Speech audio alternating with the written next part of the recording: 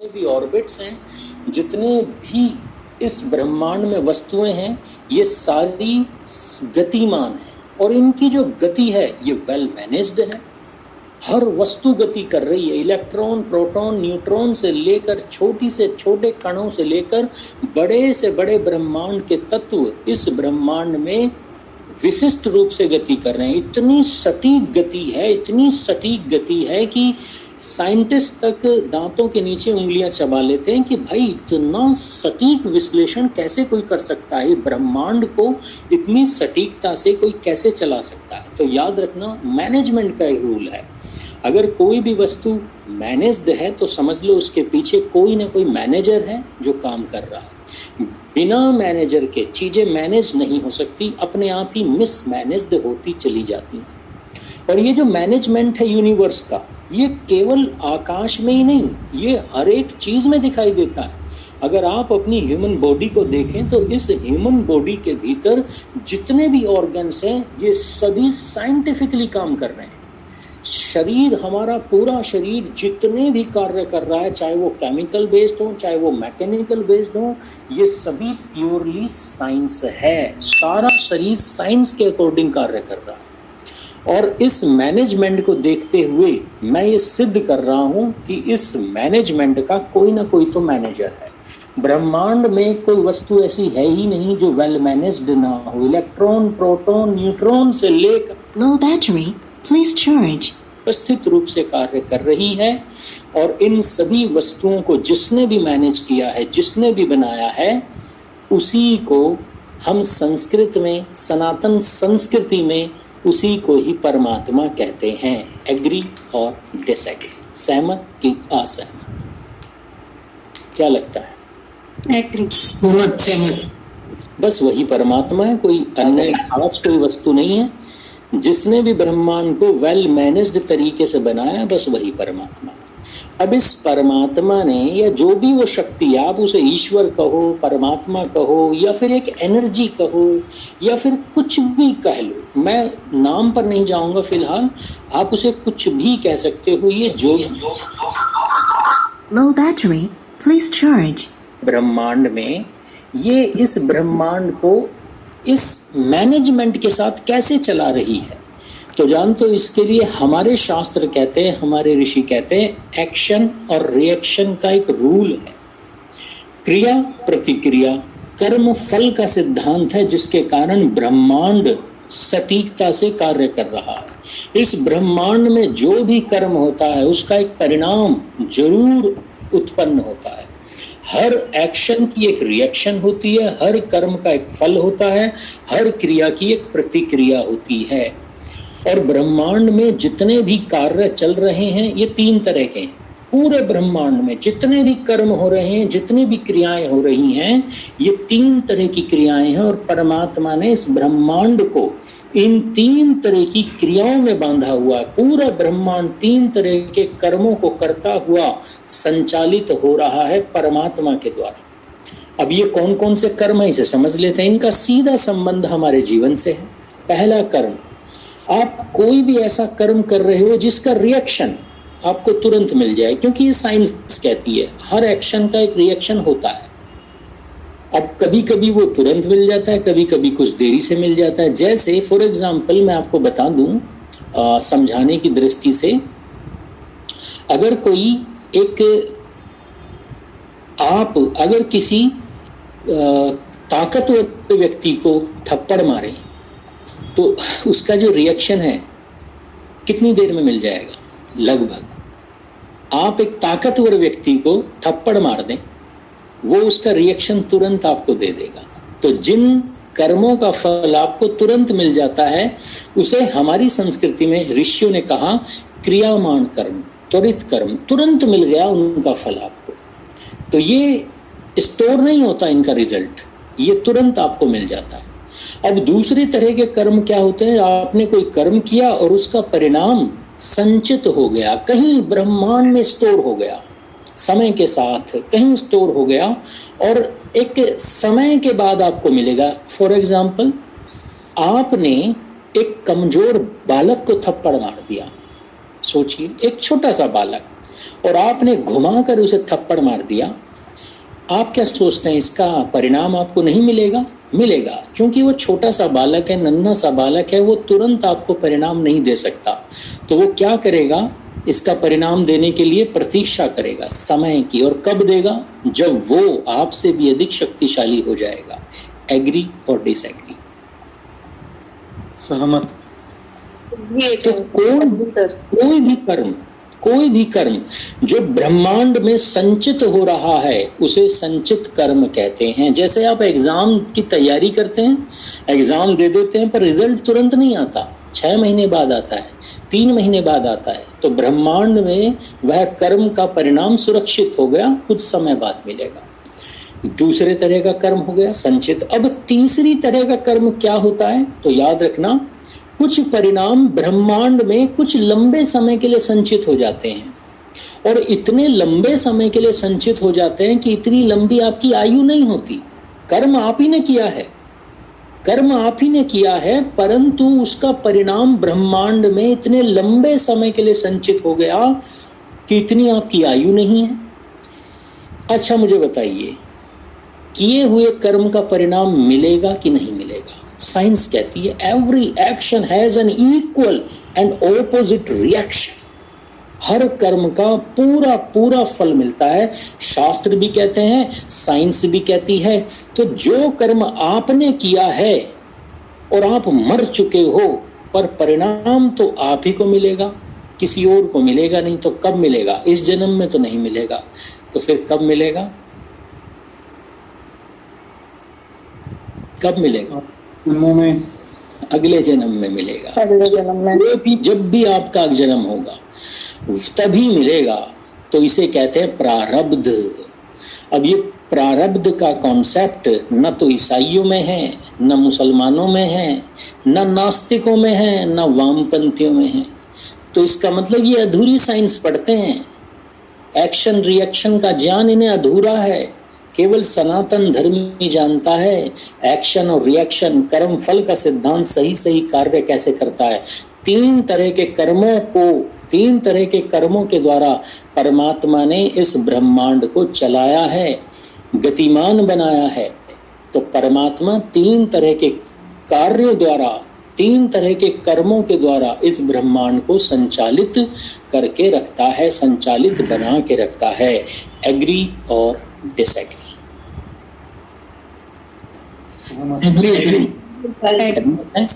जी, आइए, अगर सहमत हैं तो एक छोटा सा विषय और है, इसे और ले लेते हैं। और ये भी एक पहेली के रूप में है। मैं आपसे पूछना चाहूंगा कुछ और आपको उत्तर देना है। अगर आपके भाई के साथ, या आप अगर स्त्री हैं, आपका अपनी बहन के साथ झगड़ा हो जाए और उसे सुलटाने के लिए, उसे निपटाने के लिए आप चाहें कि हमारा झगड़ा कोई हमारे बीच सुलह करवा दे, या हमारे बीच न्याय हो जाए, सही निपटारा हो जाए, तो आप किसी व्यक्ति को ढूंढते हैं कि नहीं ढूंढते हैं? किसी थर्ड पार्टी को ढूंढते हैं। कभी कभी झगड़े जब ज्यादा बढ़ जाते हैं, हम तो न्यायालय भी चले जाते हैं, कोर्ट चले जाते हैं, पुलिस के पास चले जाते हैं। झगड़े थोड़े कम होते हैं तो अपने ही घर के बड़ों को ढूंढते हैं, माता पिता को ढूंढते हैं। परिवारों में झगड़े हो जाते हैं तो हम समाज के प्रतिनिधियों को ढूंढते हैं, समाज के जो प्रधान वगैरह होते हैं, बड़े लोगों को, रिश्तेदारों को बुलाते हैं। उससे भी बड़ा हो जाए तो सीधे पुलिस और कोर्ट के पास जाते हैं। तो हम हमेशा अपने बीच जब भी झगड़े होते हैं, समस्याएं होती हैं जो हम नहीं सुलझा पाते, हम किसी न्यायाधीश को ढूंढते हैं, किसी बड़े को ढूंढते हैं जो हमारे बीच हमारे समस्याओं का निपटारा करवा दे और न्याय द्वारा हमारी समस्याओं को सुलझा दे। एग्री और डिसएग्री? मैं गलत कह रहा हूँ या सही कह रहा हूँ? ऐसा ही होता है। एग्री आचार्य जी, एग्री। अब छोटा सा क्वेश्चन ये है कि अगर आप चाहते हैं कि आपका झगड़ा सही से सुलझ जाए, इम्पार्शियलिटी के साथ, पार्शियलिटी ना हो, तो आप जिस व्यक्ति के पास जाना चाहते हैं अपना झगड़ा लेकर, उसके भीतर कौन से गुण होने चाहिए कि आपका झगड़ा सही से निपट जाए? क्या लगता है? कुछ ना कुछ तो गुण देखेंगे। अब मोहल्ले में किसी पागल के पास तो जाएंगे नहीं, किसी भिखारी के पास तो जाएंगे नहीं अपना कम्युनिकेशन अच्छा होना चाहिए। न्यायकारी ठीक है, यानी अंग्रेजी की नॉलेज बढ़िया होनी चाहिए उसकी। हाँ, न्यायकारी होना चाहिए आचार्य जी। अब न्यायकारी तो होना चाहिए, पर न्यायकारी होने के लिए क्या गुण होने चाहिए? होना चाहिए वो पक्षपाती नहीं होना चाहिए। हाँ बिल्कुल, पक्षपाती नहीं होना चाहिए, बिल्कुल सही कहा। पार्शियलिटी ना करे, ऐसा ना हो कि मेरे भाई के साथ झगड़ा हुआ और मैं उसे कहूँ ऐसा करते हैं भाई चलो मेरे ससुराल चलते हैं झगड़ा निपटाने के लिए। अगर मेरे ससुराल गए तो मेरे पक्ष में फैसला हो जाएगा, उसके ससुराल गए तो उसके पक्ष में हो जाएगा। तो जिसके पास भी जाए वो इम्पार्शियल होना चाहिए। कुछ और गुण? सत्यवादी होना चाहिए। अच्छा, सच बोलने वाला होना चाहिए, बिल्कुल। अन्य धैर्य जरूरी है। हाँ, उसके भीतर धैर्य भी होना चाहिए। चलिए ठीक है, पर न्याय करने के लिए धैर्य की क्या जरूरत है? न्याय उसे तो न्याय करना है, वो सही तरीके से सुनने की क्षमता होनी चाहिए। हाँ, सुनना तो है ही, उसे विषय को तो सुनना ही है पूरा। उसके होना चाहिए जी, सबल होना चाहिए, शक्तिशाली होना चाहिए। शक्ति की क्या जरूरत है? उसे मार पिटाई थोड़ी ना करनी है।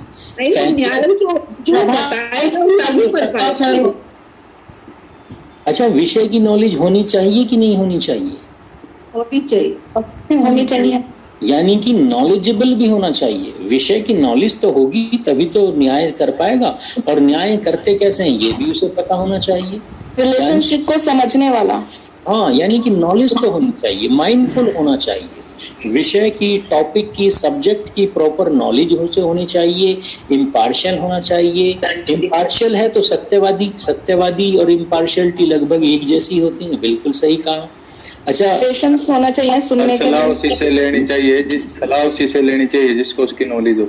हाँ बिल्कुल, नॉलेज हो तभी सुननी चाहिए। सरला जी कह रही है शक्तिशाली भी होना चाहिए। मैं अन्य सदस्यों से भी जानना चाहता हूँ, न्यायाधीश को शक्ति की क्या जरूरत है? शक्ति अगर शक्तिशाली चाहिए तो खली पहलवान के पास चले जाओ, क्या वो न्याय कर सकता है? खली के पास जाने से न्याय हो जाएगा?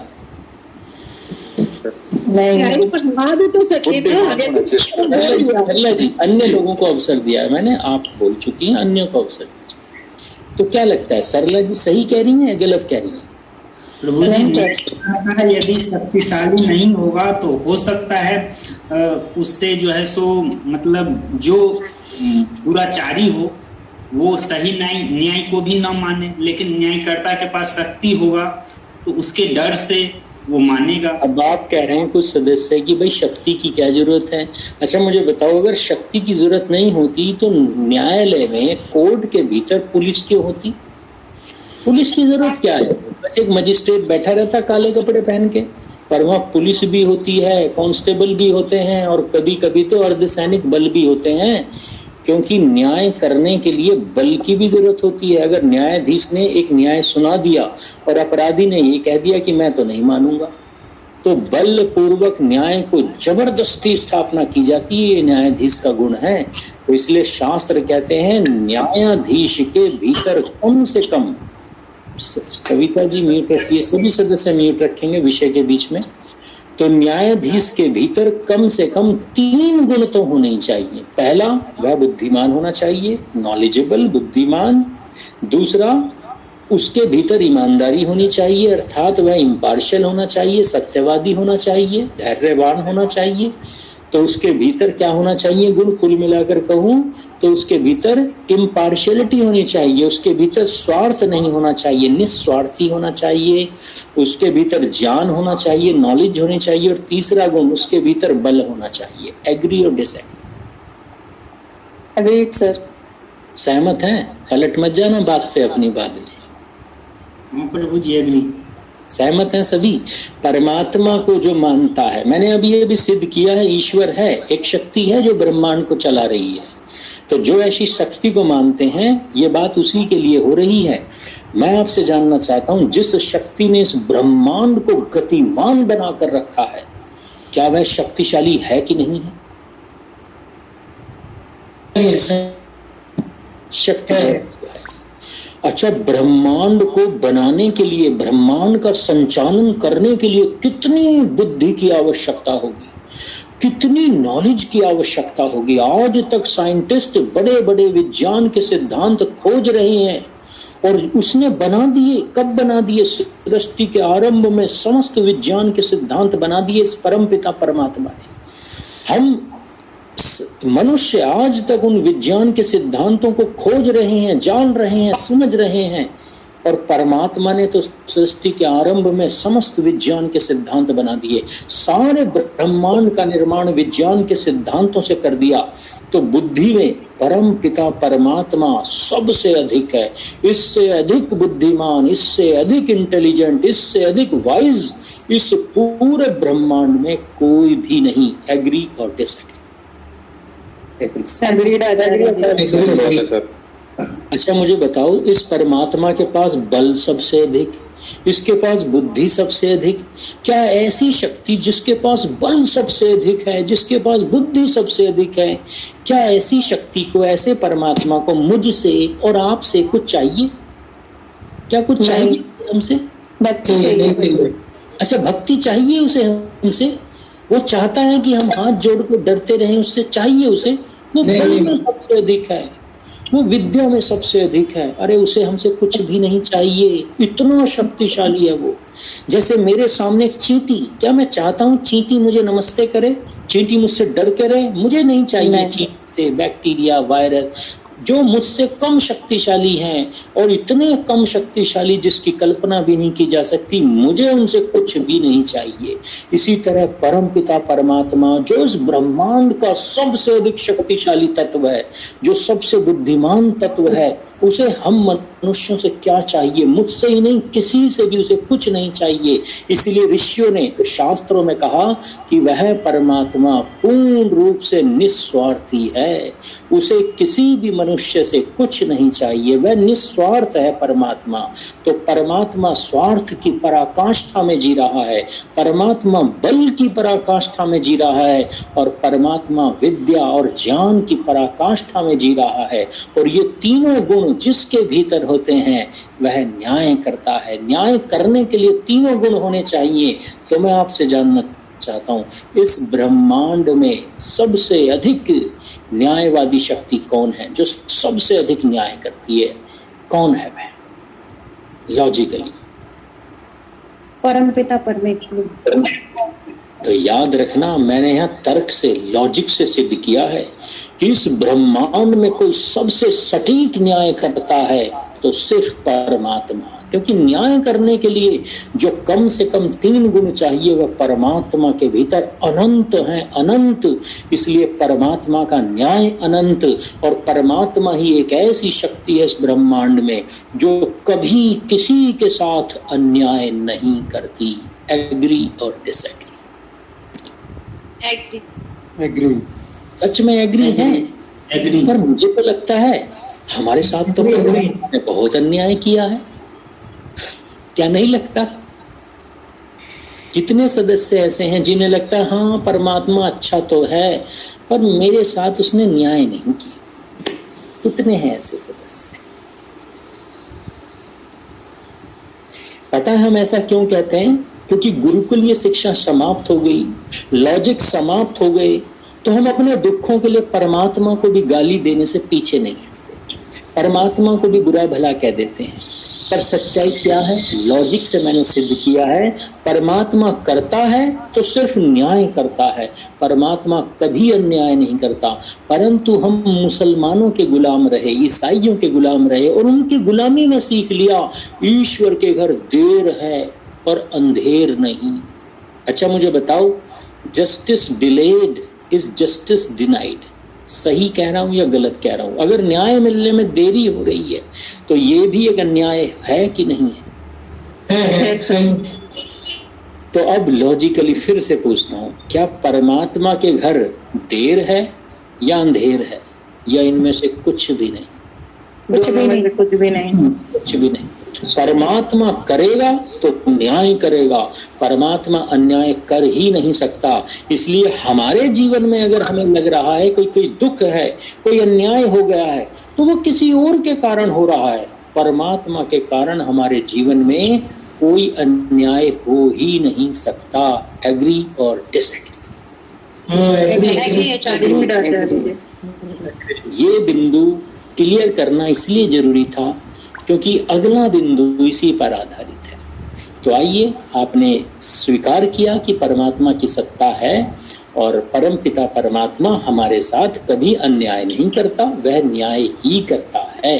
अगर इस बात से सहमत हैं तो एक छोटी सी कहानी सुनाकर मैं ये जांचना चाहूंगा कि आपको ये लॉजिक समझ में आ भी गया कि नहीं आया। आपकी परीक्षा ले ली जाए। जरूर। आइए एक परीक्षा ले लेते हैं। स्क्रीन पर आपको एक चित्र दिख रहा है।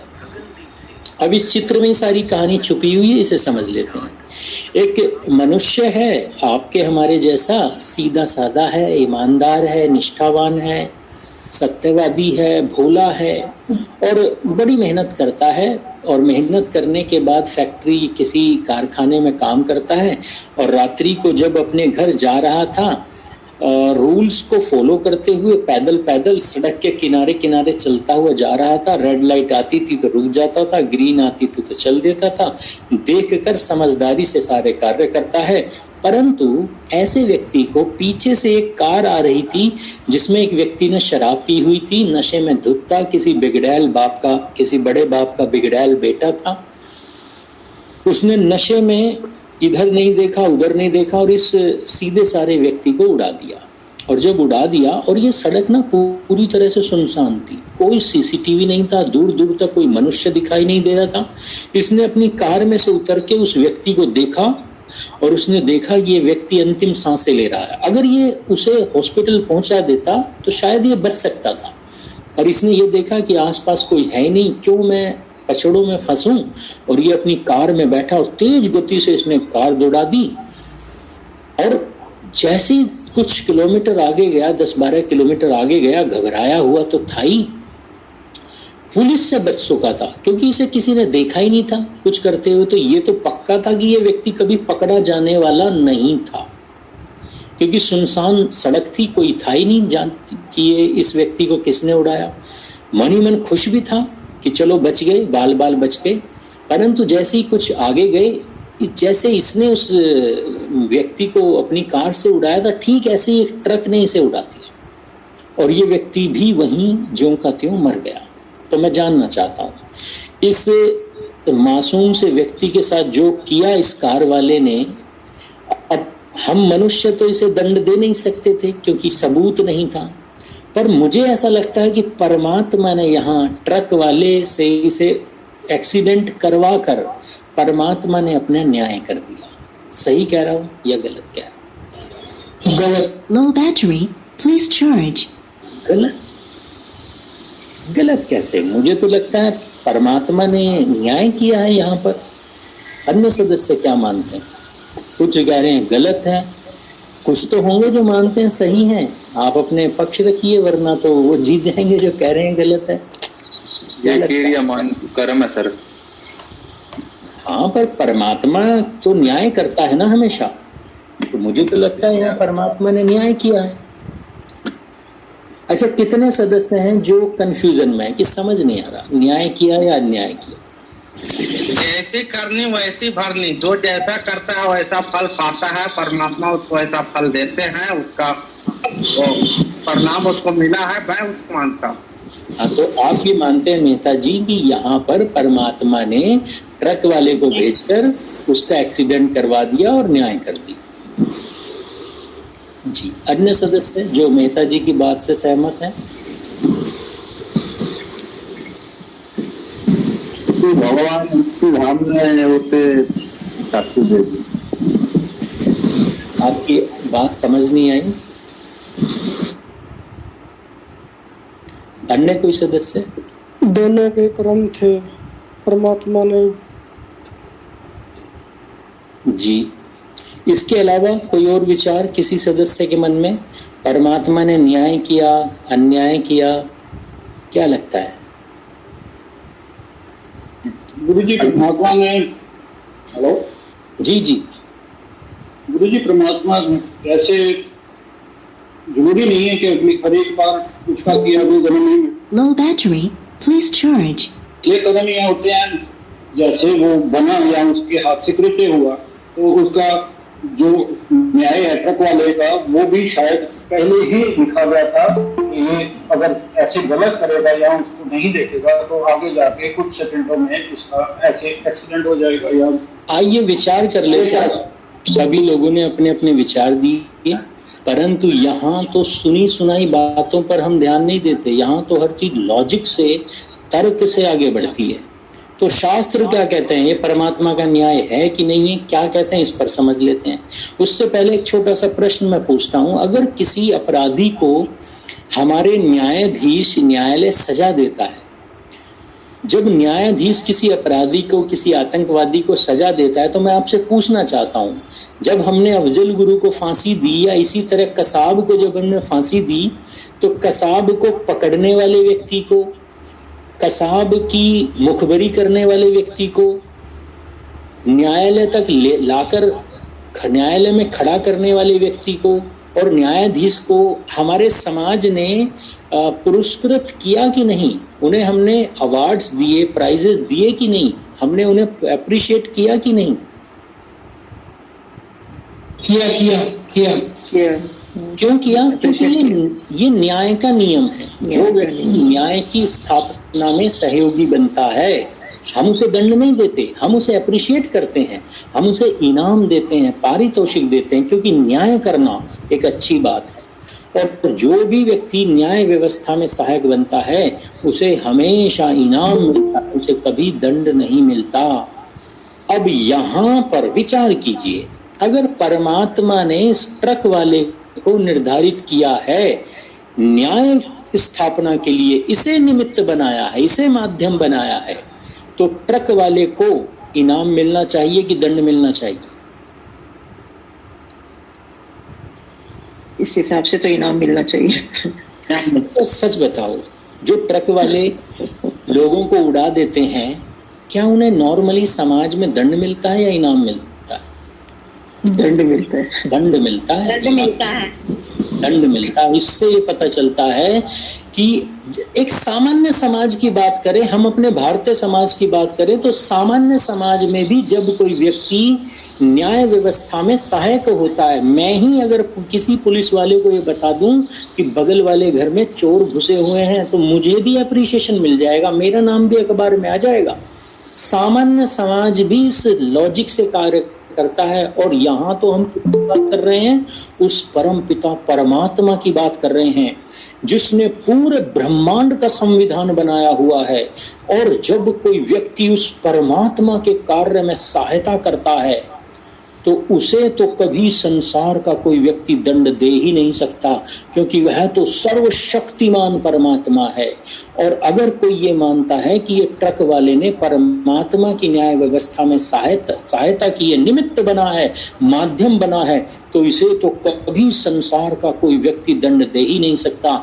और ऐसे हजारों ट्रक वाले हर रोज जेलों में जाते हैं जो एक्सीडेंट कर देते हैं। तो याद रखना, यहाँ पर जो घटना घटी है, चाहे वो पहले वाली घटना थी या दूसरी घटना थी, इन दोनों घटना से परमात्मा के न्याय का दूर दूर तक कोई लेना देना नहीं है। ये तो संयोग है, अकस्मात हुई दुर्घटनाएं हैं। ये घटनाएं तो अच्छी भी हो जाती हैं अकस्मात, और अकस्मात ये घटनाएं बुरी भी हो जाती हैं। इसका परमात्मा से कोई रोल नहीं है, कोई परमात्मा का इन घटनाओं में योगदान नहीं है। एग्री और डिसएग्री?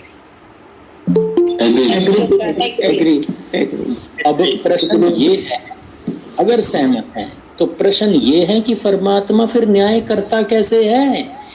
जब परमात्मा ने पहले वाली घटना में भी कोई योगदान नहीं किया, दूसरी वाली घटना में भी योगदान नहीं किया, तो परमात्मा का न्याय कार्य कैसे करता है, इसे समझ लेते हैं।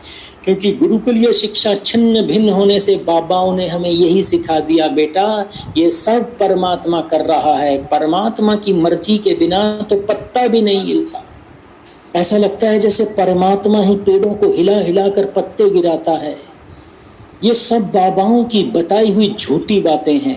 संसार में इतने अपराध हो रहे हैं, इतने बलात्कार हो रहे हैं, इतनी हत्याएं हो रही हैं, इतने निर्दोषों को मारा जा रहा है।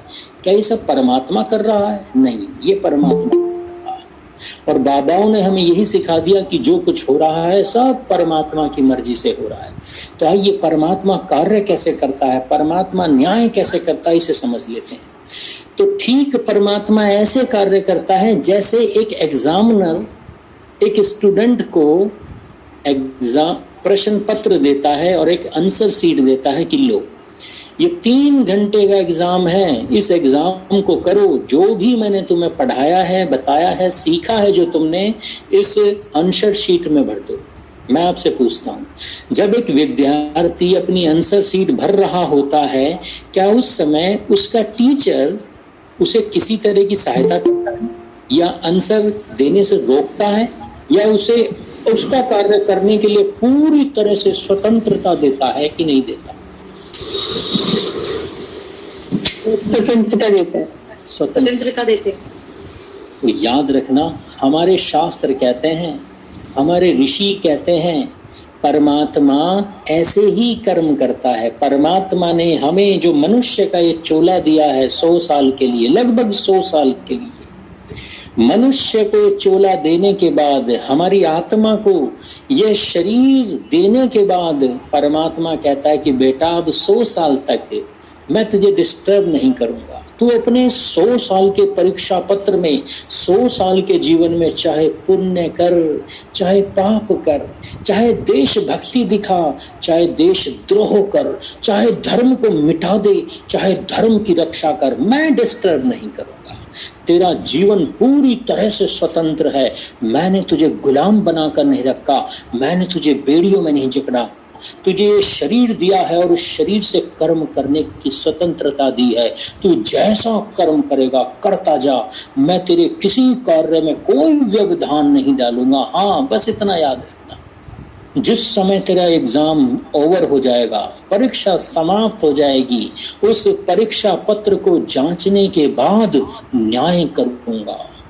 और न्याय कैसे होता है? अगले जन्म में प्रमोट करना है या रोक देना है, डिमोशन करना है या प्रमोशन करना है, वह परमात्मा का न्याय है। आपके कर्म अच्छे होंगे तो अगला जन्म महामानवों के घर में होगा, श्री राम के घर में जन्म लोगे। और अगर आपके इस जन्म के कर्म बुरे होंगे तो जिहादियों की कोख से पैदा होगे, कुत्ते बिल्ली बनकर पैदा होगे, 84 लाख योनियों में भटकते रहोगे। परमात्मा इस तरह से न्याय करता है। एक बार परमात्मा ने जन्म दे दिया तो परमात्मा फिर बीच में डिस्टर्ब नहीं करता, परंतु जैसे ही जन्म पूर्ण होगा, अगला जन्म इसी आधार पर मिलेगा कि आपने अपने पिछले जन्म के कर्म कैसे किए थे।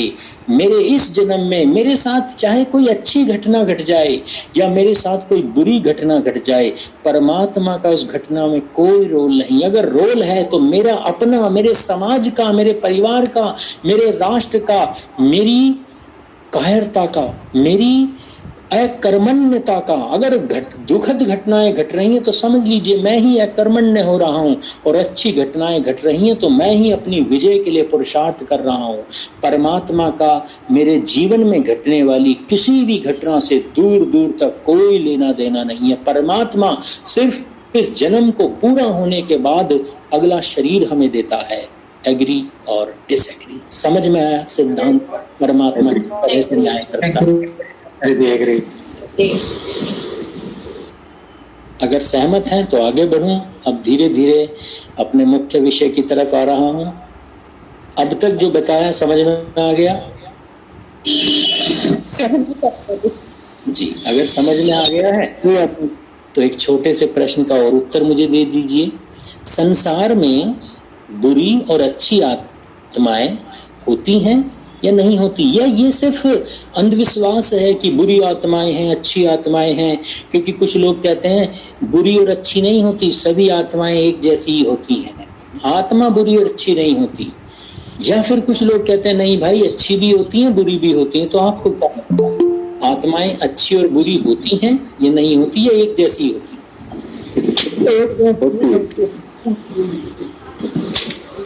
होती तो बुरी आत्माएं पीपल के पेड़ पर रहती हैं? नहीं होती। आत्मा का मतलब है तो आत्मा तो एक एनर्जी है सर, जो मन जैसे कर्म करता है, अगर बुरे करता है तो बुरी आत्मा बनती है, और बुरे कर्म करता है तो बुरी। आइए समझ लेते हैं, क्या वास्तव में आत्माएं बुरी और अच्छी होती हैं कि नहीं होती, इसे समझ लेते हैं। तो देखिए, सब अगर आत्मा अच्छी और बुरी आत्मा समझनी है तो उससे पहले ये समझना होगा आत्मा क्या होती है। अच्छा मुझे बताइए, मैं या आप आत्मा है कि शरीर है? आत्मा है। हम सब आत्मा हैं और परमात्मा ने हमारे पिछले जन्म के आधार पर हमें ये शरीर दिया। मुझे दिव्य प्रकाश के रूप में जन्म दिया, एक इंजीनियर के घर में जन्म दिया, हरिद्वार में जन्म दिया। आप में से किसी को अच्छे घर में, किसी को गरीब घर में, किसी को किसान के घर में, किसी को गांव में, किसी को शहर में, किसी को राजा के घर में, किसी को रंक के घर में, अलग अलग जगहों पर परमात्मा ने हमें शरीर दिया। पर हम सब कौन हैं? हम सब आत्मा हैं। हमें आत्मा को समझना है। अब आत्मा को ये शरीर मिला है पिछले जन्मों के कर्म के आधार पर, परंतु सामान्य रूप से अगर मैं आपसे जानना चाहूं तो हर एक सनातन धर्मी बस इतना ही जानता है कि एक आत्मा होती है और आत्मा के ऊपर एक शरीर होता है। परंतु शास्त्रों को थोड़ा गहराई से अध्ययन करेंगे तो पता चलता है हमारे ऋषि हमें परमात्मा समाधि अवस्था में ऋषियों को बताते हैं कि आत्मा और इस शरीर के बीच एक और वस्तु होती है जिसे कहते हैं सूक्ष्म शरीर। अब ये कैसे कार्य करते हैं इसे समझ लेते हैं। मान लो हम में से किसी मनुष्य की आयु पूरी हो जाती है, और जब एक मनुष्य आयु पूरी होने के बाद मर जाता है, शरीर समाप्त हो जाता है, तो हम इस शरीर को यहीं जला देते हैं। शरीर यहीं जल गया। अब बची क्या? आत्मा बची। अब आत्मा क्या करती है? परमात्मा ये देखता है कि इस आत्मा के जीवन में अच्छे कर्म कितने हैं, बुरे कितने हैं। अगर अच्छे अधिक हैं तो उसको अच्छा जन्म दे देता है। तो ये आत्मा जब अगले शरीर को धारण करती है तो याद रखना, आत्मा शरीर को तो छोड़ चुकी है, इस बड़े शरीर को छोड़ चुकी है, सूक्ष्म शरीर को लेकर आगे जाती है। अब ये सूक्ष्म शरीर क्या है? तो याद रखना, सूक्ष्म शरीर भी इन्हीं तत्वों से बनता है, प्रकृति के तत्वों से बनता है, पर ये बहुत सूक्ष्म होता है। इतना सूक्ष्म होता है कि बस आत्मा के चारों तरफ ही इसका घेरा होता है, बहुत सूक्ष्म होता है। परंतु ये शरीर प्रलय के आने तक नष्ट नहीं होता। ये प्रकृति के तत्वों से बना है पर नष्ट नहीं होता। कब तक? जब तक प्रलय ना आए। तो जब तक मनुष्य जन्म पर जन्म लेता रहेगा, ये सूक्ष्म शरीर उसके साथ आगे चलता रहेगा। और जैसे अब जो इम्पोर्टेंट बात बता रहा हूं उसे समझ लीजिए। जैसे इस बड़े शरीर में जो भी हम कार्य करते हैं उसकी स्मृति यहाँ सिर में जमा होती है, मस्तिष्क में जमा हो रही है, और मुझे पता है मैंने कल क्या किया था, परसों क्या किया था। उन घटनाओं के हिसाब से मेरे भाव बनते और बिगड़ते हैं। कभी मुझे क्रोध आता है, कभी मुझे हंसी आती है, कभी प्रसन्नता होती है, कभी लोभ लालच भी आ जाता है। ठीक इसी तरह जैसे स्मृतियां, इस शरीर से होने वाली क्रियाओं की स्मृति यहाँ पर जमा हो रही हैं, उसी तरह इन स्मृतियों की एक कॉपी उस सूक्ष्म शरीर में भी जमा होती है। वहां भी एक मेमोरी है, वहां भी एक स्मृति है। तो याद रखना, मनुष्य जो भी कर्म करता है उसकी दो कॉपी बनती है। एक कॉपी यहाँ डायरेक्ट कॉपी, और एक कॉपी कहाँ बनती है? सूक्ष्म शरीर में बनती है। और जब मनुष्य मर जाता है तो एक कॉपी तो समाप्त होगी, ये शरीर तो जल गया, ये स्मृति तो समाप्त हो गई। तो अब कौन सी स्मृति बची? सूक्ष्म शरीर में जो जाती है वो स्मृति बचती है। परंतु सूक्ष्म शरीर में जो स्मृति है वो उसमें डायरेक्ट मेमोरीज नहीं होती हैं। जैसे आप मुझसे पूछो मेरा नाम क्या, मैं बता दूंगा, पिताजी का नाम क्या बता दूंगा, शहर का नाम क्या बता दूंगा। परंतु एक स्मृति होती है भावनाओं की स्मृति। जैसे मैंने अपने जीवन को कैसे जिया, मैंने अपने जीवन को अत्याचार करते हुए जिया, तैमूर लंग की तरह, कसाब की तरह, बिन लादेन की तरह, बिन मोहम्मद की तरह जिया, तो मेरे मन में जो स्मृतियां होंगी मस्तिष्क में, वो कैसी होंगी? अत्याचार करने वाली, कठोरता करने वाली, शोषण करने वाली। और मैंने अगर जीवन जिया है राम की तरह, कृष्ण की तरह, तो मेरे मन की स्मृतियां, मेरे मन के भाव कैसे होंगे? मेरे मन में जो स्मृतियां हैं उनके भाव कैसे होंगे? न्याय करने वाले भाव, परोपकार करने वाले भाव, दया के भाव, न्याय के भाव होंगे, अच्छे भाव होंगे। तो हमारे सूक्ष्म शरीर में जो स्मृतियां जाती हैं वो भावनात्मक स्मृतियां जाती हैं।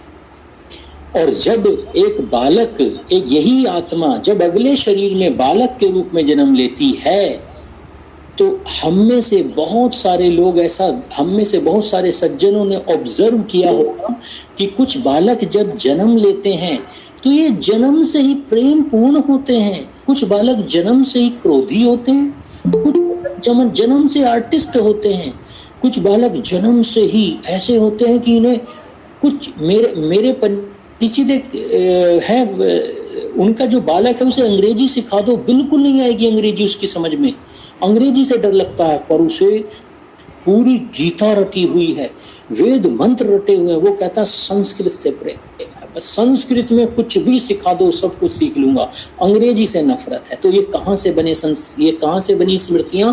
पिछले जन्म की स्मृतियां हैं। कुछ बालक ऐसे होते हैं, उन्हें फूल दे दो कुचल देंगे, उन्हें बालकों को सॉफ्ट टॉयज दो या फिर कार दो या फिर गन दो, तो वो अपने पसंद से खिलौनों को उठा लेते हैं। तो ये स्मृतियां कहाँ उनके मन में आ रही हैं? कहाँ से आ रही हैं? ये पिछले जन्म के स्मृतियां हैं जो अगले जन्म में आती हैं। अब मैं आपसे पूछता हूँ, अगर रावण या कसाब जैसा व्यक्ति जब मरेगा तो उसके मन में जो स्मृतियां हैं वो तो केवल और केवल कठोरता की स्मृतियां हैं, केवल क्रूरता की स्मृतियां हैं, केवल आतंक की स्मृतियां हैं।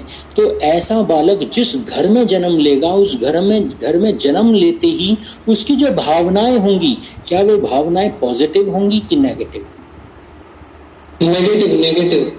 नेगेटिव भावनाएं होंगी। तो याद रखना, आत्माएं सब एक बराबर होती हैं, पर जैसे ही कोई आत्मा जन्म लेती है, जब वह अपने पूर्व जन्मों की स्मृतियां लेकर आती हैं, जिन्हें हम संस्कार कहते हैं, पूर्व जन्मों की स्मृतियों को संस्कार भी कहा जाता है। तो एक आत्मा अच्छी भी हो सकती है, एक आत्मा बुरी भी हो सकती है अपनी इन्हीं स्मृतियों के कारण। तो बुरी आत्माएं भी होती हैं और अच्छी आत्माएं भी होती हैं, परंतु आत्माओं को अच्छा और बुरा कौन बनाता है? पूर्व जन्मों के संस्कार बनाते हैं, पूर्व जन्मों की स्मृतियां बनाती हैं। अगर मेरे घर में राम जैसी दिव्य आत्मा जन्म ले, तो वह आत्मा जन्म लेने के बाद घर के वातावरण को पवित्र बना देगी, अच्छे अच्छे कार्य करेगी, पॉजिटिव चीजें सिखाएगी। और अगर लादेन की आत्मा हमारे घर में जन्म ले लेती है तो घर के वातावरण को दूषित कर देगी। बस इसी आधार पर ऋषियों ने कहा कि आत्माएं बुरी भी होती हैं और आत्माएं अच्छी भी होती हैं। एग्री और डिसएग्री? एग्री सैम, किसी को कोई डाउट? संस्कार होते हैं, कर्मों से ही तो बनते हैं। हाँ, तो पिछले जन्म के कर्मों से उसके संस्कार बने जो अगले जन्म में आ गए हैं, संस्कार हैं। अब मेरी बिटिया इतनी सी है, छोटी सी है, पर ऐसी पेंटिंग बनाती है जो मैं सोच भी नहीं सकता। अब उसने कहाँ से सीख ली? बिना कोचिंग जाए इतनी प्यारी पेंटिंग बनाती है, कहाँ से सीखी? तो डेफिनेटली पिछले जन्म में ही सीखी होगी, उसी के संस्कार उसके जीवन में आए। आचार्य जी, एक प्रश्न है जी। जैसे साधारणतः कहा जाता है कि जैसे लड़कियों को गणित विषय से डर लगता है, थोड़ा डरती हैं, पहले ज्यादा था अब थोड़ा कम है, तो सारी लड़कियों की पिछली आत्मा की स्मृति एक जैसी होगी? नहीं, वो विषय आगे आएगा, वो विषय साइकोलॉजी का, वो है मन के विज्ञान का, जिसे कंट्रोल करती हैं हमारे हार्मोन्स। तो परमात्मा ने एड्रिनल पुरुषों को दिया है, एड्रिनल का यही काम है, शौर्य, वीरता, कैलकुलेशन, जियोग्राफी, ये पुरुष करता है। तो वो पिछले जन्म की स्मृति नहीं है, वो इस जन्म में हमारे हार्मोन्स हैं, वो आगे विषय आएगा। ये तो बता रहा हूं, भावनाएं है ना, भावनाओं का विषय जहां है कि मन में क्रोध अधिक है, मन में लोभ अधिक है, मन में वासना अधिक है, ये कहां से आ रहा है? ये पिछले जन्मों के संस्कारों से आ रहा है। ठीक है। अच्छा मुझे बताइए, एक व्यक्ति, एक परिवार है, एक पति पत्नी है जो समाज के लिए अच्छा कार्य करते हैं, आपस में उनके संबंध बड़े अच्छे हैं और धर्म के कार्य करते हैं, और इन्होंने अपने जीवन में शायद ही कोई बुरा कार्य किया हो। तो मैं आपसे जानना चाहता हूँ, बुद्धिपूर्वक उत्तर दीजिए, लॉजिकली इनके घर में परमात्मा को किस तरह की आत्मा को जन्म देना चाहिए? पवित्र आत्मा को या राक्षसी प्रवृत्ति वाली आत्मा? पवित्र आत्मा। और एक व्यक्ति ने कभी कोई अच्छा कार्य किया ही नहीं, हत्याएं की, बलात्कार किए, केवल दूसरों को सताया ही है, तो इसके घर में परमात्मा को बुरी आत्मा को जन्म देना चाहिए या अच्छी आत्मा? बुरी आत्मा को। तो याद रखना, न्याय का ये सिद्धांत है, शठे शाठ्यम समाचरेत, जो व्यक्ति जैसा कर्म करेगा उसे वैसा ही फल मिलना चाहिए, ये न्याय का सिद्धांत है। बुरे को बुरा फल मिलना चाहिए और अच्छे कर्म को अच्छा ही फल मिलना चाहिए। परमात्मा भी इसी सिद्धांत के साथ सृष्टि का निर्माण करता है, सृष्टि का संचालन करता है। तो यहाँ पर आपने जो सिद्धांत बताया है, शास्त्रों का सिद्धांत है, परमात्मा बुरे परिवार में बुरी आत्मा को और अच्छे परिवार में अच्छी आत्मा को, लॉजिक यही बनता है कि इसी तरह से जन्म देता है। फिर भी परमात्मा के अनेकों कर्म हैं जो हम समझ नहीं पाते, पर ऋषियों ने कहा मुख्य रूप से परमात्मा का न्याय इसी तरह से कार्य करता है कि अच्छे परिवारों में अच्छी आत्मा और बुरे परिवारों में बुरी आत्मा को ही परमात्मा जन्म देता है।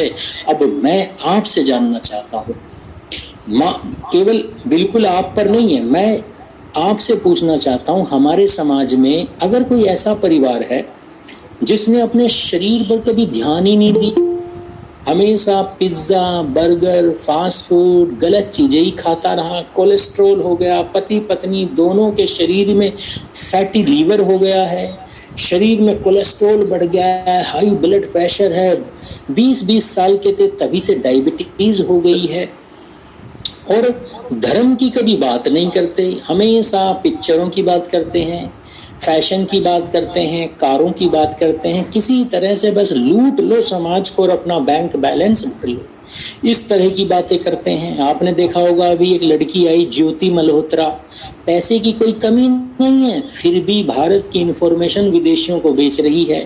तो मैं पूछना चाहता हूँ, अगर कोई समाज में ऐसा परिवार है या हम में से कोई ऐसा है, तो क्या ऐसे परिवार में अच्छी आत्माओं का जन्म हो सकता है या बुरी आत्माएं ही जन्म लेंगी? हो सकता है गुरुजी, अच्छी आत्मा को जन्म, अच्छी आत्मा को होता है। किस संदर्भ में होगा, किस प्रोबेबिलिटी और कॉम्बिनेशन के अंतर्गत होगा, वो हम नहीं जानते। तो यहाँ सीधा अगर लॉजिक लगाए तो नहीं होना चाहिए, ना हो सकता है। क्यों हो रहा है, इसके पीछे अनेकों सिद्धांत हैं, क्योंकि परमात्मा की बुद्धि हमसे अधिक है, तो वो समझता है, वो देखता है, हो सकता है जिसे हम गलत समझ रहे हैं वो गलत हो ही ना। पर न्याय के सिद्धांत के अनुसार बुरे परिवार में बुरी आत्मा और अच्छे परिवार में अच्छी आत्मा का ही जन्म होता है। मंजीत जी, सहमत या असहमत? सहमत।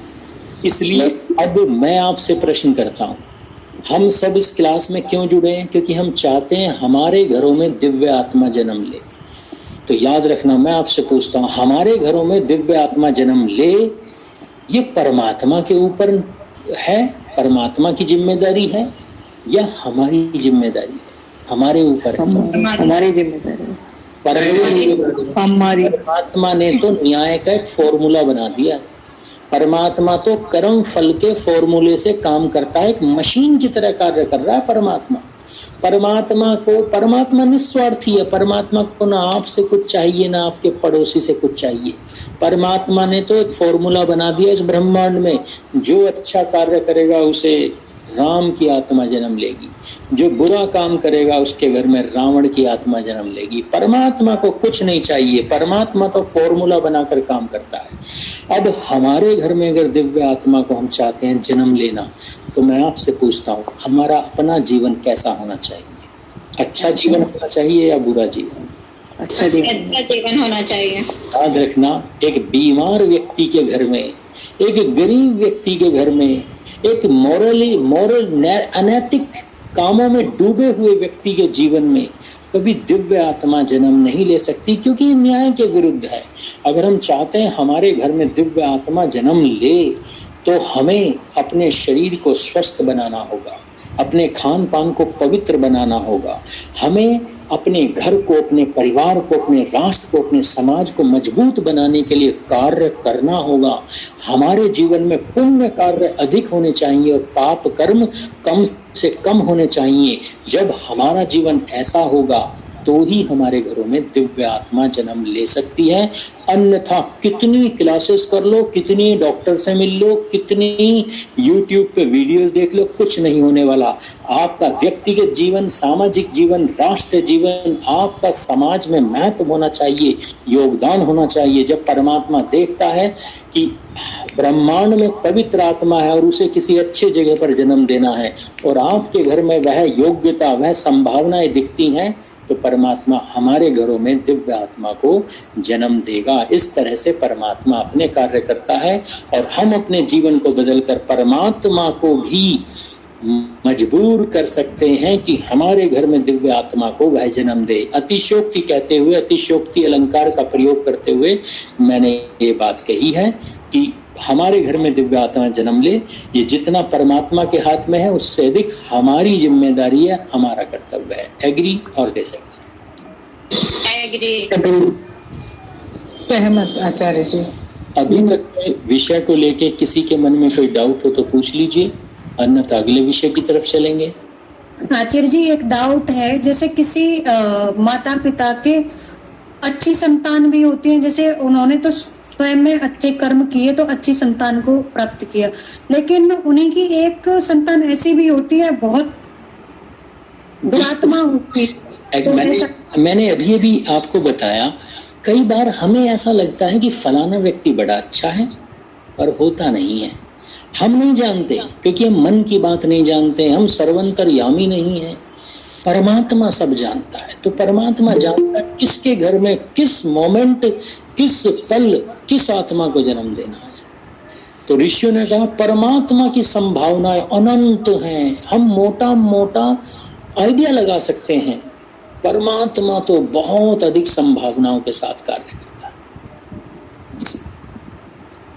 अन्य कोई प्रश्न? पर हाँ, इतना है कि हम चूंकि परमात्मा जैसे सर्वज्ञ नहीं है, तो हम मोटे मोटे आइडियाज पे काम करेंगे। और मोटा आइडिया क्या है? अच्छे कर्म जीवन में अधिक हो, बुरे कर्म कम हो। बस सिंपल सा फॉर्मूला है। तो आगे बढ़ें, विषय को आगे बढ़ाएं। सर, जो व्यक्ति बुरे कर्म करता है उसको दोबारा परमात्मा जन्म क्यों देता है? क्या उन्हें भोक्ति योनि में जन्म नहीं देता? मैंने मनुष्य के रूप में ही जन्म देगा। मैंने कहा है कि अगला जन्म कर्मों के हिसाब से है। आप बुरे कर्म करोगे तो मनुष्य कैसे बनोगे, है ना? तो बुरे अच्छे बुरी आत्माएं भी तो जन्म लेती हैं। तो प्राणियों के रूप में, जीव जंतुओं के रूप में जन्म लेती हैं, कीड़े मकोड़े बनकर जन्म लेती हैं, है ना? स्थावर योनि में जन्म लेती हैं, अर्थात पेड़ पौधे बनकर जन्म लेती हैं कि वहां उन्हें खड़े खड़े रहना ही यही दंड है उनका। बैक्टीरिया, वायरस बनकर जन्म लेती हैं। तो मनुष्य का जन्म पाने के लिए तो सिंपल सा लॉजिक है कि अच्छे कर्म अधिक होने चाहिए, बुरे कर्म कम होने चाहिए। सर, हिरण्यकश्यप के घर प्रहलाद ने कैसे जन्म लिया था? परमात्मा की संभावनाएं हैं, परमात्मा की संभावनाएं। ऐसे तो ऋषि विशर्वा के घर में रावण ने जन्म ले लिया। तो जरूरी थोड़ा है कि हम जिसे ऋषि समझ रहे हैं वो वास्तव में ऋषि हो सकता है। ऋषि विशर्वा ने शायद जीवन में कुछ बुरे कर्म किए होंगे, सामान्य रूप से हमें नहीं पता। तो ये परमात्मा की संभावनाएं हैं। पर मोटा मोटा सिद्धांत यही है कि अच्छे घरों में अच्छी आत्मा और बुरे घर में बुरी आत्मा को ही जन्म मिलता।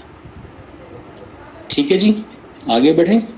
आचार्य जी, अभी आपने कहा जैसे कि जो मनुष्य का जन्म हमें मिला है वो हमारे अच्छे कर्म हुए इसीलिए मिला है,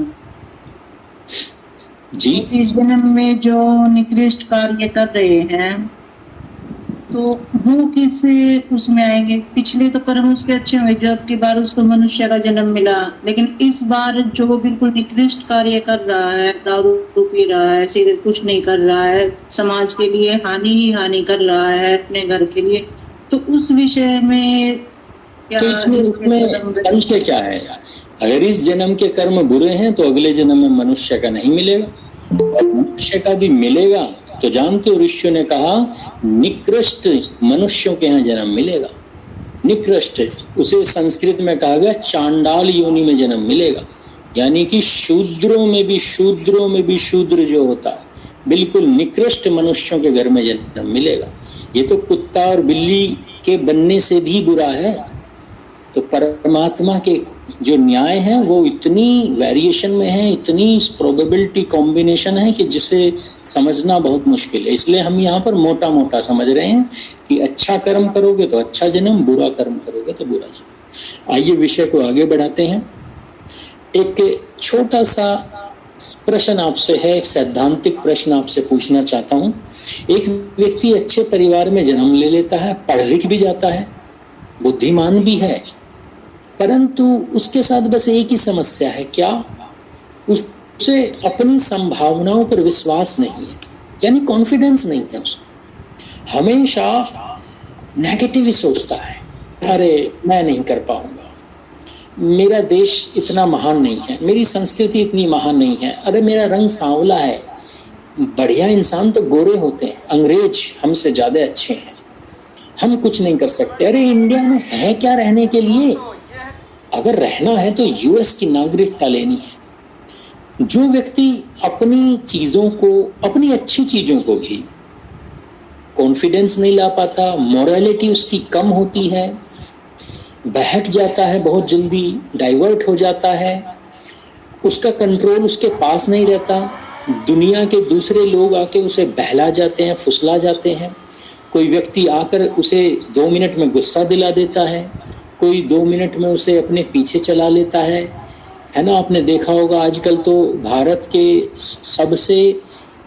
सबसे अधिक जासूसी करने वाला जासूसी का शिकार होने वाला कोई देश है तो वो कौन है? भारत देश। आपको पता ही होगा, भारत में अमेरिका के जासूस भी काम करते हैं, रशिया के भी करते हैं, पाकिस्तान के तो हैं ही। अभी हैदराबाद में आपने शायद न्यूज़ सुनी हो, 40 आर्मी ऑफिसर्स को जासूस लड़कियों ने अपने जाल में फंसाकर उनसे इंफॉर्मेशन ले ली, हनी ट्रैप। तो भारत के अंदर जासूस इतने अधिक हैं, और उसका कारण भी ये है कि हमारे यहाँ जासूसों के खिलाफ कोई सख्त कानून नहीं है। आप जानते हैं कोई जासूस अगर पकड़ा जाए तो उसे कितने साल की सजा होती है इस देश में? मात्र 3 साल की सजा। अब 3 साल की सजा अगर है तो कौन जासूस बनना नहीं चाहेगा, जबकि बदले में लाखों रुपए मिलते हैं। तो कहना ही मैं चाहता हूँ कि ऐसा समाज जो एकदम दूसरों के प्रभाव में आ जाता है, जिसका अपना कोई स्टैंड नहीं होता, अपनी कोई वैल्यूज नहीं होती, अपना कोई मूल्य नहीं होता, क्या ऐसे व्यक्ति दिव्य संतानों को जन्म दे सकते हैं? सोचो, कोई स्टैंड ही नहीं है,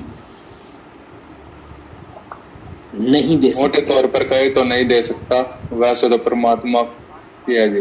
मोटे तौर पर ही पूछा है, परमात्मा ना मैं हूं ना आप हैं, तो मोटे तौर पर बताइए। मोटा मोटा सोचकर क्या लगता है? हम अपनी बुद्धि से विचार करें तो एक ऐसा व्यक्ति जिसके पैरों के नीचे जमीन ही नहीं है, कोई धरातल नहीं है, कभी एक नाव पर सवारी कर लेता है, कभी 2 नाव पर, कभी इधर चला जाता है, कभी इधर चला जाता है, क्या ऐसे व्यक्ति के घर दिव्य आत्मा जन्म ले सकती? नहीं ले सकती। आइए इसी को विस्तार से समझाने का प्रयास करता हूँ। भारत में आपने सुना ही होगा, मैकॉले ने एक बात कही थी, इस देश के लोगों की मोरल वैल्यू सबसे अधिक है। मैं नहीं कह रहा हूँ, मैकॉले कहता है 1835 में, वो कहता है इस देश में मैंने एक भी भिखारी नहीं देखा, एक भी चोर नहीं देखा, इस देश में मैंने एक भी ऐसा व्यक्ति नहीं देखा जिसकी मोरल वैल्यूज कम हो। वो कहता है इस देश के लोगों की मॉरलिटी इतनी अधिक है कि इस देश को गुलाम नहीं बना सकते। विचार कीजिए। और उसने इस देश को गुलाम बनाया, एक ही काम किया, यहाँ के लोगों की मॉरलिटी पर प्रहार किया। इस देश के लोगों के भीतर जो कॉन्फिडेंस था अपनी संस्कृति के प्रति, उसे छिन्न भिन्न कर दिया। और आज स्थिति ऐसी है कि हम जिस देश में रहते हैं उसी देश को गालियां देते हैं, उसी में कमियां निकालते हैं, अपने देश को, अपनी संस्कृति को गाली देते हैं, अपने महापुरुषों को गाली देते हैं। और जो व्यक्ति ऐसा करता है, दिव्य संतान उनके घरों में जन्म नहीं ले सकती। हिटलर ने भी ये बात कही थी कि आगे से जितने भी विश्व युद्ध होंगे, बड़े बड़े युद्ध होंगे, उसमें एक चीज करनी है बस, क्या? शत्रुओं की मॉरल वैल्यूज को कम कर दो। शत्रुओं को ये दिखा दो कि तुम जिनके पक्ष में लड़ रहे हो वो तुम्हारे लिए कुछ करने वाले नहीं है। एक काम करो, हमारी तरफ आ जाओ। Demoralise the enemy. एनिमी के मन में एक बात बिठा दो कि तुम्हारी संस्कृति घटिया है और हमारी संस्कृति बढ़िया है, तुम्हें हमारी तरफ आ जाना चाहिए। म्यूट रखिए, विषय के बीच में अनम्यूट नहीं करना है। अगर आप ऐसा करेंगे तो मुझे आपको मीटिंग से बाहर करना पड़ेगा, ध्यान रखिए सभी सदस्य। और यही बात एक रशियन जासूस था जिसका नाम था यूरी बेज़मेनोव। यूरी बेज़मेनोव ने एक बात कही, उसे भारत भेजा गया। रशिया का एक जासूस था, भारत में जासूसी करने के लिए भेजा गया। 2-2.5 साल वो भारत में रहा, भारत की संस्कृति को उसने देखा, जाना। और जानते हो घटना क्या घटी उसके साथ? उसने भारतीय संस्कृति को जितना जाना, उसे भारतीय संस्कृति से प्रेम हो गया। उसने भारत की एक लड़की से प्रेम भी किया, शायद विवाह भी किया, इसकी सटीक जानकारी नहीं है।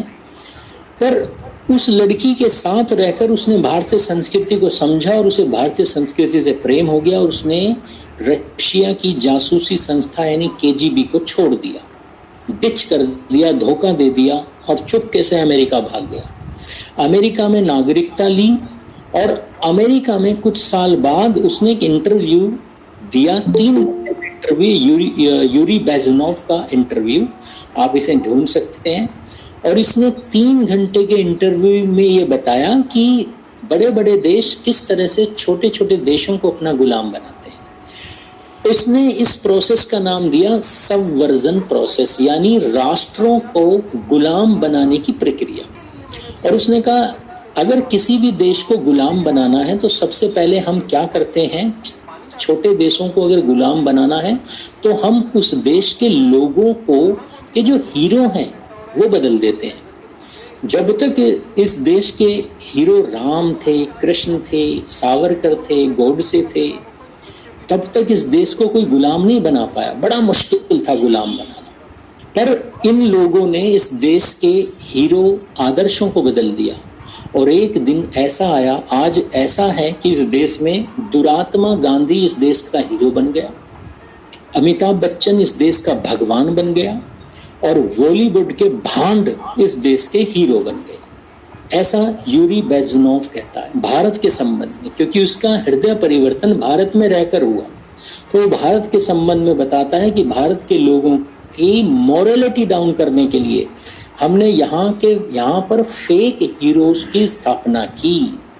और वो कहता है फेक हिस्ट्री, अगर किसी भी देश को गुलाम बनाना है इसकी हिस्ट्री बदल दो। आपको सिकंदर महान था किसने? इन्हीं लोगों ने हमें सिखाया। इन्होंने हमारे एजुकेशन सिस्टम को बदल दिया। जब इंदिरा गांधी की सरकार थी उस समय कम्युनिस्ट पार्टी हमारी शिक्षा मंत्री बनी और आपको जानकर आश्चर्य होगा इस देश के शुरू के जो 5 शिक्षा मंत्री थे ये कम्युनिस्ट विचारधारा के थे। और इन्होंने इन 20-25 सालों में इस देश की शिक्षा व्यवस्था को इतना निकृष्ट कर दिया। और किस शिक्षा व्यवस्था को? सनातन शिक्षा व्यवस्था को। रामचरितमानस, कंब रामायण, 150 से अधिक गीता, 300 से अधिक रामायण, फर्जी मनुस्मृति, हमारे पुराणों में अश्लील कहानियां इन्हीं लोगों ने डाल दी। अजंता, एलोरा, इन गुफाओं पर जो चित्रकारी है कम्युनिस्ट लोगों ने हमारी संस्कृति में बहुत पहले से ये सारी डाल दी और इसे हमारी सनातन संस्कृति से जोड़कर हमारी संस्कृति को नीचा बताया गया। और हम क्या समझते रहे, हमारी संस्कृति में तो अश्लीलता है, हमारी संस्कृति में तो एक बार स्वामी विवेकानंद ने भी कहा कि पुराने समय में हिंदू गाय को काट कर उसका मांस खाया करते थे। मैं आपसे जानना चाहता हूं, स्वामी विवेकानंद जी ने जो बात कही थी उनके अपने विचार तो नहीं थे, उन्होंने किसी और के विचार को ये कहा। और वो कौन था वे व्यक्ति जिसने वेदों के बारे में इतनी गलत जानकारियां भारतीयों को दी और भारतीय यही समझने लगे अरे अंग्रेज दे रहे हैं तो अच्छी बात होगी, वो तो बहुत अधिक सोच समझ कर ही कहते हैं। तो विवेकानंद जी किस व्यक्ति से प्रभावित थे जो उन्होंने ये बात कही, कोई बता सकते हैं? Max Muller. बिल्कुल सही। मैक्स मूलर एक ऐसा व्यक्ति था जिसने वेदों के अर्थों का अनर्थ किया। वेदों में गो हत्या, वेदों में अश्व हत्या, वेदों में बकरी की हत्या, बकरी की बलि, वेदों में मनुष्य की बलि तक का विधान इस मैक्स मूलर ने अपने अर्थों में किया। और विवेकानंद जी मैक्स मूलर से पता नहीं क्यों इतना अधिक प्रभावित थे। एक जगह तो उन्होंने कहा कि मैक्स मूलर ने हमारे वेदों का सही अर्थ करके सनातन संस्कृति पर बड़ा उपकार किया है। दोनों परम मित्र थे, इतिहास देख लीजिएगा। तो इस तरह से हमारी संस्कृति को बदला गया, हमारे कॉन्फिडेंस को डाउन किया गया। और जानते हो अगला बिंदु जिसके बारे में यूरी बेज़मेनोव बताता है, जब इस बिंदु को उसने उठाया तो मुझे समझ नहीं आया कि वो जंक फूड को संस्कृति के विनाश का कारण क्यों बता रहा है। जब उसने एक्सप्लेन किया तब समझ में आया। उसने कहा भारतीयों का जो भोजन होता है ये जीवंत होता है, इसमें ऊर्जा होती है, सकारात्मक ऊर्जा। इसलिए भारतीय बुद्धिमान होते हैं, भारतीय शक्तिशाली होते हैं, वैचारिक होते हैं। तो उसने कहा कि हमारी जो पॉलिसी है इसके अनुसार हम इस देश के लोगों को जंक फूड इंट्रोड्यूस करेंगे। जितने भी पिज्जा, बर्गर, नमकीन, पाम ऑयल से बनी हुई चीजें, मैदा से बनी हुई चीजें, केमिकल से बनी हुई चीजें, नेस्ले उसी का ही एक हिस्सा है। तो मित्रों, अगर आप चाहते हो आपका शरीर, आपका मन स्वस्थ हो तो जंक फूड खाना बंद कर दीजिए। ये हमारी मोरालिटी को निम्न ले जा रहा है। वो कहता है इस देश के लोगों के पैरों के नीचे से अगर जमीन हिलानी है, हटा देनी है, तो क्या करो, इन्हें फ्री की चीजें बांट दो। तो होगा क्या, ये अपना देश छोड़कर दूसरे देशों में भागेंगे। इन्हें न तो जिहाद दिखाई देगा, न आतंकवाद, न सुरक्षा। इन्हें बस एक ही चीज दिखाई देगी कि फ्री की कहीं रोटी मिल जाए, कपड़ा मिल जाए, सस्ता मकान मिल जाए, बिजली मिल जाए, फ्री का पानी मिल जाए, फ्री का वाईफाई मिल जाए, बस सब कुछ फ्री का मिल जाए। और ये सब कुछ कर देंगे इस देश के लोग। ये मैंने यूरी बेज़मेनोव कह रहा है, इस देश के लोगों की मोरालिटी डाउन करनी है तो फ्री की चीजें देना शुरू कर दो, भले रेट बढ़ा दो, डिस्काउंट आधा कर दो। इन्हें ऐसा लगेगा अरे बहुत कुछ मिल गया, मजा आ गया, 50% डिस्काउंट। कई कंपनियां ऐसी हैं 3 गुना रेट बढ़ा देती हैं और फिर 75% डिस्काउंट रख देती हैं और हम खुश हो जाते हैं। हमारे मन से खेल रही हैं, मोरालिटी को डाउन करने के तरीके हैं। वो कहते हैं अगर ऐसा करते रहोगे तो हमने दूसरे देशों में भी क्राइसिस की स्थिति लेकर आए हैं। पाकिस्तान में क्राइसिस आया, आटा 200 250 रुपए किलो है। बांग्लादेश में क्राइसिस हुआ, श्रीलंका में क्राइसिस हुआ, भारत में भी क्राइसिस हो सकता है अगर ये स्थिति नहीं सुधारी गई। और जानते हो अंतिम बिंदु के बारे में यूरी बेज़मेनोव क्या कहता है? वो कहता है नॉर्मलाइजेशन। ये शब्द सुन के मुझे बड़ा आश्चर्य हुआ कि नॉर्मलाइजेशन का मतलब क्या है। तो उसने नॉर्मलाइजेशन को एक्सप्लेन करते हुए कहा कि जब इस देश के लोगों को लंबे समय तक गलत चीजों में रखा जाता है, गलत चीजों की आदत डलवाई जाती है, तो इनके सोचने समझने की शक्ति ऐसी हो जाती है कि ये उसी गंदगी को ही जीवन समझने लगते हैं। अगर कोई ऐसा व्यक्ति कोई हत्या भी कर रहा है तो वो हत्या को गलत नहीं समझेगा, वो कहेगा अरे nothing personal, it's my profession, इसमें कोई गलत नहीं है, ये तो बिजनेस है, हत्या करना तो मेरा बिजनेस है। वो अपने पापों को जस्टिफाई करने लगता है। वो अपने पापों को जस्टिफाई करता है, जस्टिफाइंग योर सिन। जब ऐसी स्थिति आ जाए तो ऐसा स्थिति में आदमी, कोई भी मनुष्य अगर देशद्रोह भी करेगा तो वो क्या करेगा, अरे मुझे कोई शौक नहीं है, मैंने तो पैसों के लिए किया है, इसमें गलत क्या है, गरीबी से बढ़कर पाप क्या है।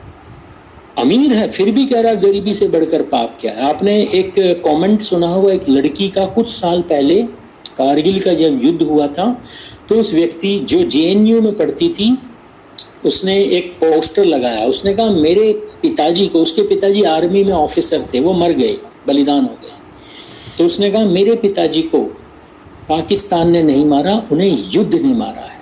इसे कहते हैं नॉर्मलाइजेशन। एक व्यक्ति का सब कुछ बर्बाद हो गया हो, सब कुछ बर्बाद, फिर भी वो कह रहा है अरे जो बच गया है ना वो भी बहुत अच्छा है, मैं तो उसमें भी सुखी हूँ। तो ये जो युवक हैं जो ये सोचते हैं कि हमारे राष्ट्र को पाकिस्तान से खतरा नहीं है, हमारे राष्ट्र को तो युद्ध से खतरा है, तो याद रखना। इसके जवाब में वीरेंद्र सहवाग ने, जो बल्लेबाज हैं, क्रिकेटर हैं, उन्होंने एक उत्तर दिया था। उन्होंने 3 सेंचुरी मारी थी, तो उन्होंने कहा था कि ये सेंचुरी मैंने नहीं मारी, ये सेंचुरी तो मेरे बल्ले ने मारी है। तो याद रखना ये उत्तर था उस लड़की की बात का। कहने का अर्थ ये है कि ये बिंदु मैं आपके सामने इसलिए रख रहा हूँ, अगर हमें दिव्य संतान चाहिए तो हमें अपनी सनातन संस्कृति पर कॉन्फिडेंस लाना होगा। एक मुसलमान की संस्कृति निकृष्ट संस्कृति होती है, केवल क्रूरता से भरी हुई संस्कृति। एक ईसाई की संस्कृति धोखे से भरी हुई होती है, अश्लीलता से भरी हुई संस्कृति होती है कि ईसाई की संस्कृति। डिवाइड एंड रूल, ये केवल डलहौजी, क्या नाम था उसका, डलहौजी की शिक्षा नहीं थी, ये बाइबल की शिक्षा। बाइबल में कहा है ईसा मसीह ने डिवाइड एंड रूल। इस संसार में मैं मेल मिलाप कराने नहीं आया हूँ, मैं पिता को भाई से, बहन को भाई से, माता को पुत्री से लड़ाने आया हूँ, सबको एक दूसरे से लड़ाने आया हूँ। तो डिवाइड एंड रूल कहाँ की पॉलिसी है? बाइबल की पॉलिसी है। तो जब ऐसे लोग अपनी घटिया संस्कृति पर गर्व कर सकते हैं तो हम सनातनी, जिनकी संस्कृति ही विज्ञानमय है, जिनकी संस्कृति योगमय है, जिनकी संस्कृति न्यायपूर्ण है, हम गर्व क्यों नहीं कर सकते? और जब तक हम अपनी न्यायपूर्ण संस्कृति पर, विज्ञानमय संस्कृति पर गर्व नहीं करेंगे, दिव्य संतान नहीं पैदा हो सकती। तो अपनी संस्कृति पर गर्व करने के लिए तैयार हैं सभी?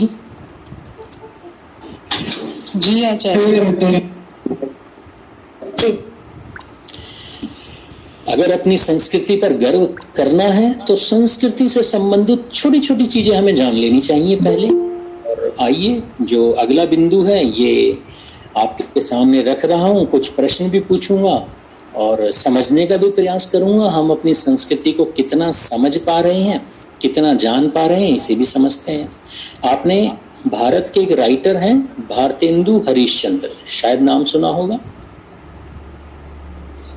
जी। बहुत बड़े राइटर थे, महान राइटर, देशभक्त राइटर थे। तो इन्होंने कहानी लिखी, उस कहानी का नाम था अंधेर नगरी चौपट राजा। सुना है कभी ये? अंधेर नगरी चौपट राजा, सगा टकेसर खाजा। बिल्कुल। अच्छा, कहने का अर्थ ये है कि एक गुरु और शिष्य होते हैं, तो वो एक राज्य से गुजर रहे होते हैं, तो वहां पर उन्हें पता चलता है कि इस राज्य में हर वस्तु एक सेर की है, मतलब एक ही कीमत है, या मोटा मोटा कहूं तो उनकी जो मूल्य है हर वस्तु का 1 रुपया। यहाँ पर हर चीज 1 रुपये में मिलेगी। आप चाहे काजू ले लो, चाहे बैंगन की सब्जी ले लो, चाहे आप झाड़ू ले लो, चाहे आप मोटरसाइकिल ले लो, चाहे आप एरोप्लेन ले लो, हर चीज की कीमत है 1 रुपया। तो मैं आपसे जानना चाहता हूँ, अगर आप ऐसे राज्य में चले जाओ जहाँ हर चीज की कीमत 1 रुपया हो या $1 हो, तो आप क्या ऐसे राज्य में रहना पसंद करोगे? क्या हमारे लिए ऐसा राज्य स्वर्ग है कि नर्क है? नर्क है। नर्क। हर चीज 1 रुपए में मिल रही है, इससे ज्यादा और क्या चाहिए? घर भी 1 रुपए में मिलेगा। राष्ट्र का विकास तो नहीं होगा ना? क्यों नहीं होगा? हर चीज सस्ती है, लोग अकर्मण्य होते हैं। आइए विचार करते हैं।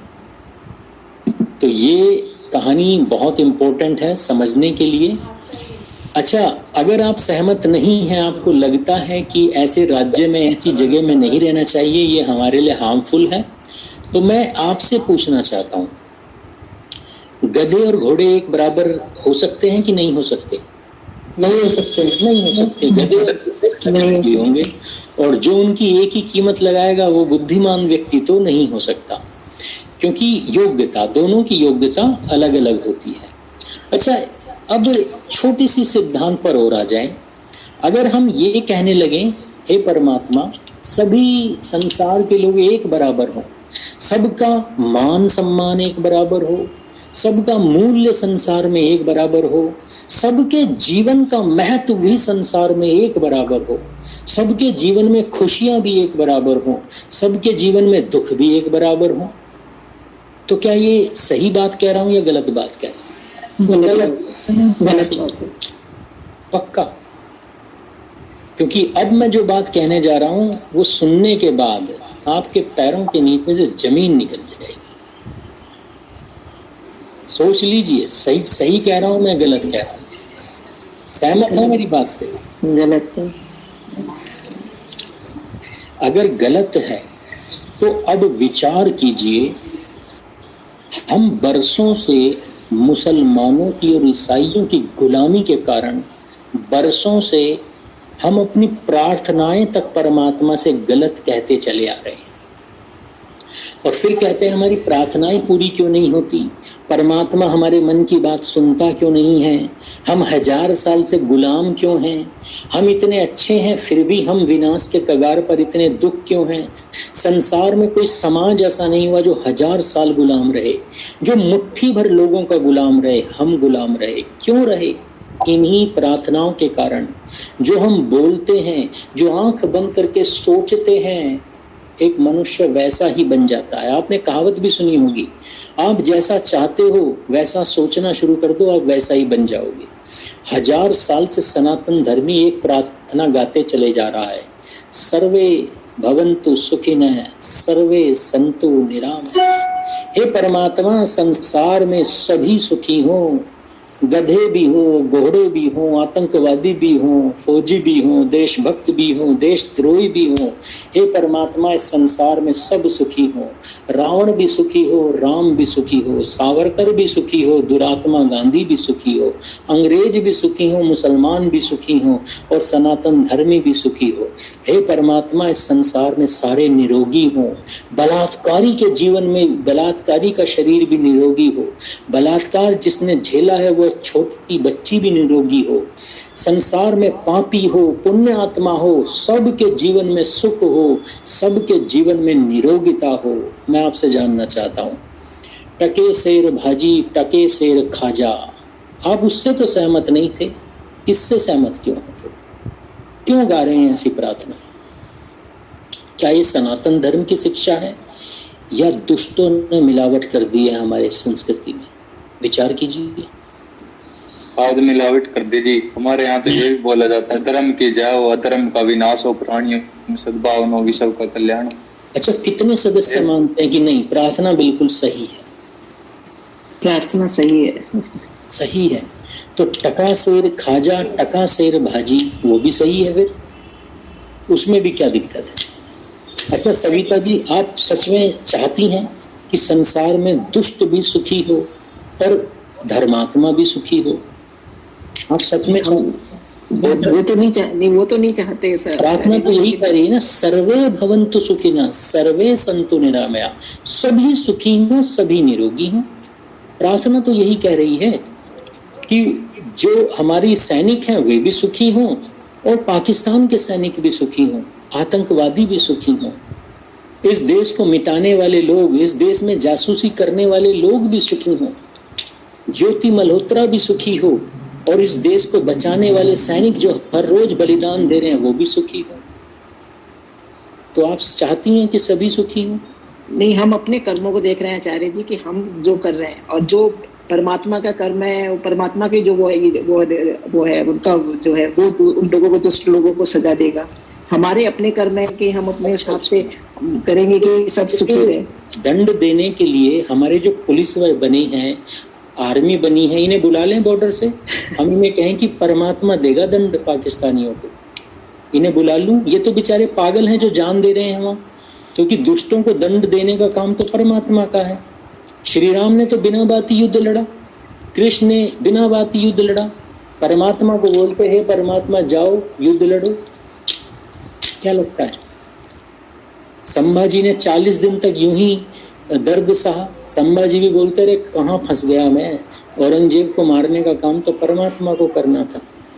क्या लगता है? औरंगजेब भी सुखी हो, संभाजी भी सुखी हो, लॉजिक है इन चीजों में? क्या सनातन संस्कृति ऐसे ही काम करती है? क्या श्री राम ने रावण के सुख की कामना की? अरे तड़पा तड़पा कर मारा रावण को, 1 लाख पूत 1.25 लाख नाती, रिश्तेदार तक समझाया भी तो था, समझाया भी था उसको, समझाया, फिर नहीं माने। बहन को, पति को, उसके जीजा साले सब मार दिए, ताड़ का औरतों को भी नहीं छोड़ा। हमारी संस्कृति पहले तो हम ये नहीं सामान्य अवस्था में हम स्त्रियों पर हाथ नहीं उठाते, पर श्री राम ने अधर्मी अगर सामने स्त्री भी खड़ी थी तो उसे भी नहीं छोड़ा श्री राम ने। विचार करो।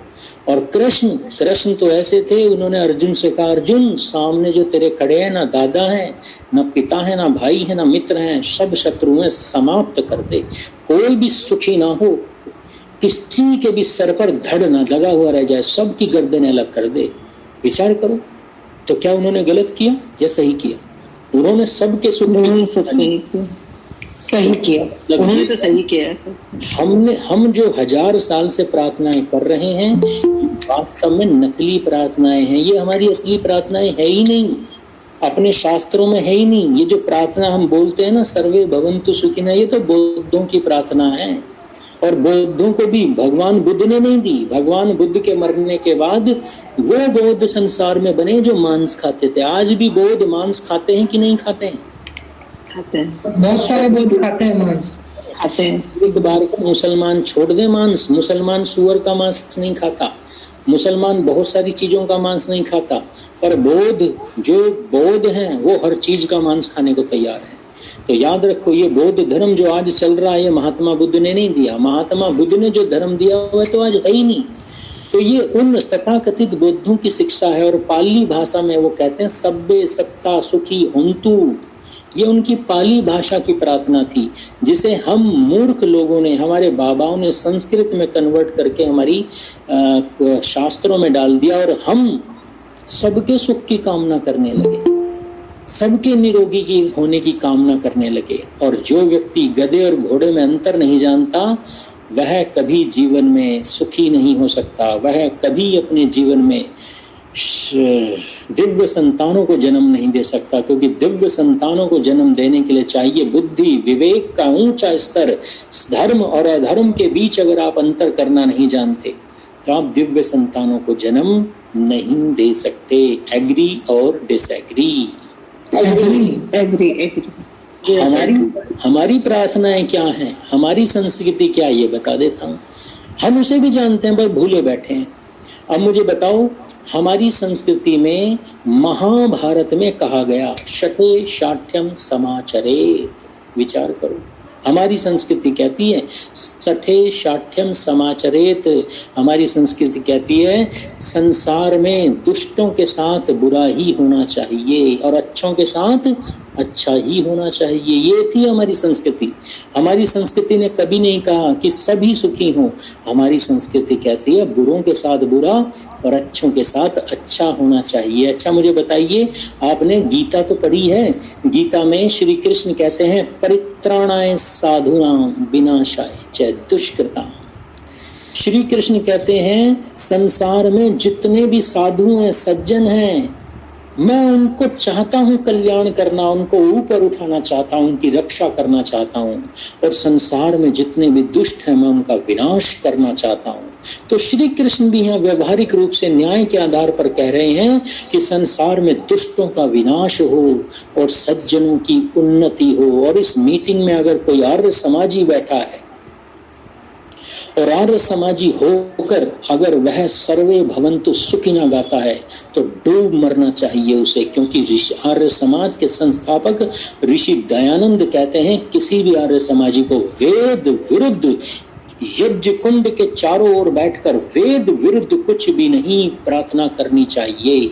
और वेद की प्रार्थना कहती है इंद्रम वर्धन्तु अपतुरः अपघ्नन्तु रावण, अर्थात सुखी अच्छे लोगों को, सज्जनों को बढ़ाते हुए, पापियों का नाश करते हुए संसार को धार्मिक बनाओ, संसार को श्रेष्ठ बनाना है। परमात्मा ने कहा है ये बात। और आर्य समाजियों से पूछा जाए कि हे आर्य समाजी, इस संसार में धर्म की स्थापना कैसी हो, तो वो कहते हैं सब सुखी हो, सब निरोगी। अरे तुम्हारे शास्त्र कहते हैं कि संसार में केवल अच्छे लोगों को बढ़ाना है और बुरे लोगों का नाश करना है, और तुम कह रहे हो सर्वे भवन्तु सुखिनः। और जानते हो अब जो मैं सिद्धांत बताने जा रहा हूँ वो सुनने के बाद आपके रोंगटे ना खड़े हो गए तो नाम बदल दीजिए। हर एक आर्य समाजी के लिए, हर एक आर्य समाजी के लिए, क्योंकि आर्य समाजी मैं इसलिए शब्द प्रयोग कर रहा हूँ क्योंकि आर्य समाजी वह समाज है जो वेदों का सबसे अधिक अध्ययन करता है। इस संसार में, इस पूरे संसार में कोई ऐसा समाज नहीं है जिसने सारे वेद पढ़ लिए हो। केवल आर्य समाजियों के विद्वान हैं जो शुद्ध संस्कृत, शुद्ध व्याकरण का उपयोग करते हुए वेदों को पढ़ते और पढ़ाते हैं। इनके गुरुकुलों में भी वैदिक शिक्षा दी जाती है, वेद के सिद्धांत पढ़ाए जाते हैं। और खुद आर्य समाजी किन प्रार्थनाओं को गा रहे हैं? बौद्धों की नराधम प्रार्थनाओं को गाते फिरते हैं। वेद का एक सूत्र है, लिख लीजिए, समझ लीजिए, वेद का सूत्र है, ऋग्वेद का सूत्र है। ऋषि दयानंद ने इसका भाष्य किया है और ऋग्वेद का ये सूत्र कहता है कि हे मनुष्य, परमात्मा कह रहा है, हे मनुष्य, संसार में कोई अधर्मी कभी सुखी ना हो। संसार में सुख हो तो केवल धर्मात्मा के लिए हो। और उसके बाद जो परमात्मा ने कहा वह तो इतना प्यारा है, इतना लॉजिकल है और इतना कठोर है। लॉजिक भी और कठोरता भी है। परमात्मा कहता है इस संसार में जो लोग अधर्मियों का साथ भी देते हैं ना, उनके जीवन में भी कभी सुख ना हो, उनके जीवन में भी कभी निरोगिता ना हो। निरोगिता और सुख अगर संसार में हो तो किसके जीवन में? धार्मिकों के जीवन में, या फिर उन लोगों के जीवन में जो धार्मिकों की सहायता करते हैं। विचार कीजिए, इतनी बड़ी बात ऋग्वेद में कही और हम अपने शास्त्रों को भूलकर मूर्खों के शास्त्रों को, मूर्खों की प्रार्थनाओं में जी रहे हैं और सोचते हैं पिछले हजारों वर्षों से सनातन समाज में राम पैदा क्यों नहीं हुए। अरे राम मूर्खों के घर में पैदा नहीं होते, राम अन्यायकारियों के घर में पैदा नहीं होते, राम ऐसे लोगों के घरों में पैदा नहीं होते जिन्हें अपनी संस्कृति पर गर्व ना हो, जो दूसरों की संस्कृति को महान संस्कृति समझते फिरते हैं। अगर अपने घरों में फिर से राम को जन्म देना है तो गर्व से कहो कि अधर्मियों का नाश हो और धर्मात्माओं की वृद्धि हो, और मैं कार्य को करने में पूरा सहयोग करूंगा। इसे ही न्याय का भाव कहा जाता है। हम अधर्मियों के साथ दया नहीं दिखाते, हम अधर्मियों को फांसी पर लटका देते हैं और धार्मिकों की उन्नति करते हैं, धार्मिकों को पुरुषार्थ देते हैं, पारितोषिक देते हैं, धार्मिकों को हम अपना आदर्श मान लेते हैं। तो धार्मिकों की उन्नति हो और अधर्मियों का नाश हो, ये है सनातन धर्म की शिक्षाएं। अगर आप इस सनातन धर्म की शिक्षा, इस न्याय की शिक्षा में जी रहे हैं या आज के बाद जीना आरंभ कर रहे हैं, तो आपके घरों में राम और कृष्ण जैसी न्यायपूर्ण आत्मा को पैदा होने से कोई नहीं रोक सकता। क्या तैयार हैं आप इस कार्य को करने के लिए? जी हाँ, जी आचार्य जी तैयार है। तो आज के बाद सर्वे संतु सुखी सर्वे संतु निरायतनि, क्योंकि मैंने देखा है जितने चिकित्सक होते हैं, जितने योगाचार्य होते हैं, सबके इंस्टीट्यूट में यही चिपका हुआ होता है। हटाओ इसे, सिखाओ लोगों को। मेरे यहाँ नहीं है, मैं भी सिखाता हूँ योग, चाहे कोई सीखने आए चाहे ना आए, चाहे कोई फीस दे चाहे ना दे, मेरे सिद्धांत नहीं बदलेंगे। चाहे मैं संसार में प्रसिद्ध हूं या बिना प्रसिद्धि के ही मर जाऊं, मैं कभी धर्म की शिक्षा के साथ कभी समझौता नहीं करूंगा। आप भी संकल्प लें, इसके साथ समझौता नहीं करेंगे, चाहे जो हो जाए, चाहे हमारा योग सेंटर, चाहे हमारा हॉस्पिटल चले या बर्बाद हो जाए। मैं एक छोटा सा कार्य करता हूँ गोधूली के नाम से।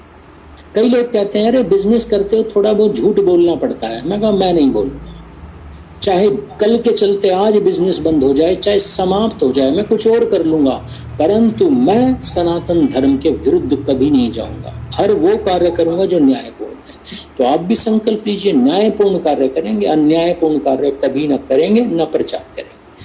सहमत है आगे बढ़ने के लिए? कोई संशय पूछ लीजिए। बिल्कुल आचार्य जी।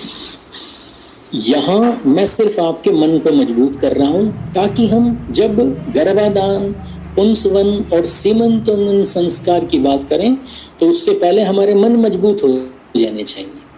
तो आइए विषय को आगे बढ़ाते हैं। विषय ये बड़ा इम्पोर्टेंट है, बहुत, और छोटा मोटा नहीं, बहुत इम्पोर्टेंट है। तो इस विषय को ध्यान से हमें समझना है।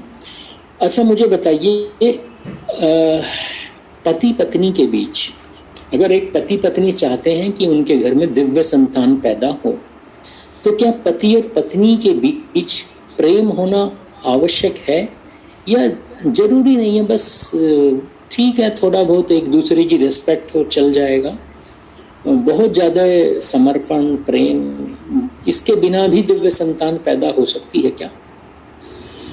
बिल्कुल नहीं है आचार्य जी। बिल्कुल नहीं है आचार्य जी। अच्छा, पति पत्नी के बीच प्रेम, समर्पण ये बहुत आवश्यक है, आप ऐसा मानते हैं? मानते हैं?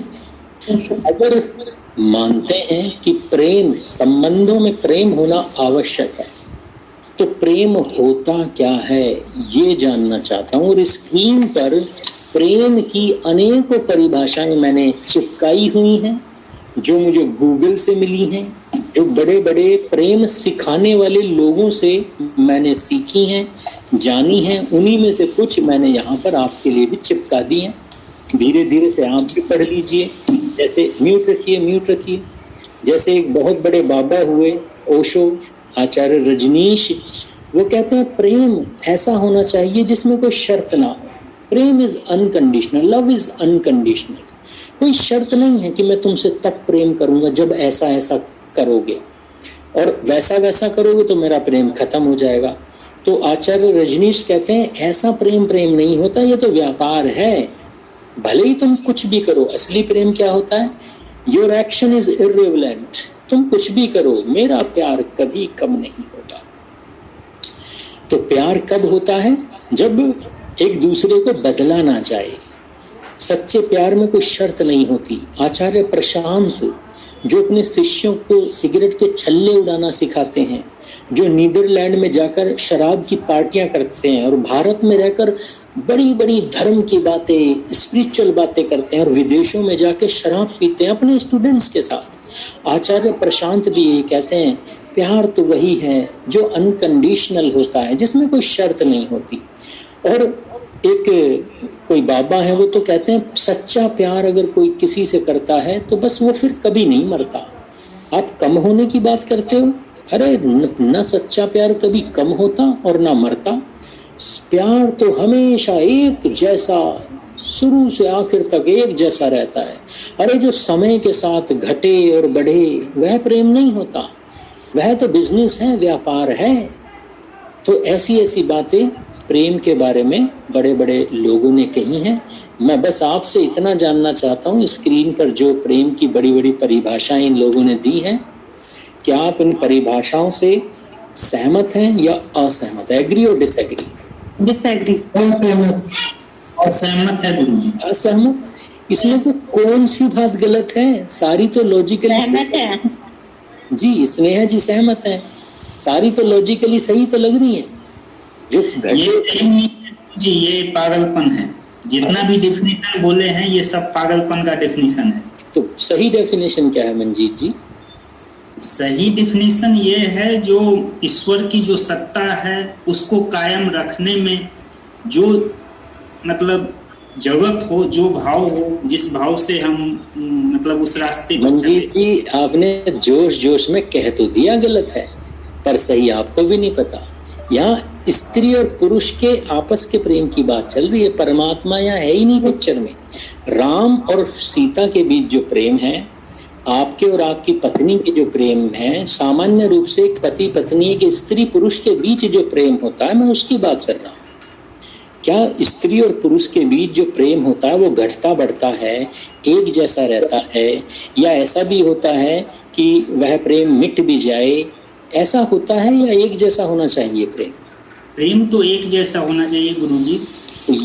यही तो उसमें कहा गया था अभी कि प्रेम एक जैसा ही होना चाहिए, जो घटे बढ़े ना, कंडीशनल।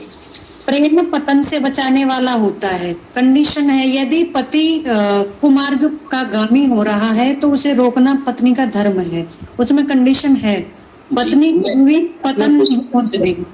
अन्य कोई सदस्य जो अभी अभी स्क्रीन पर चीजें दिख रही थी, जो नियम दिखाई दे रहे थे प्रेम के बारे में, जो ओशो ने कहा, जो प्रशांत जी ने कहा, क्या वो सही है, सहमत है या असहमत है?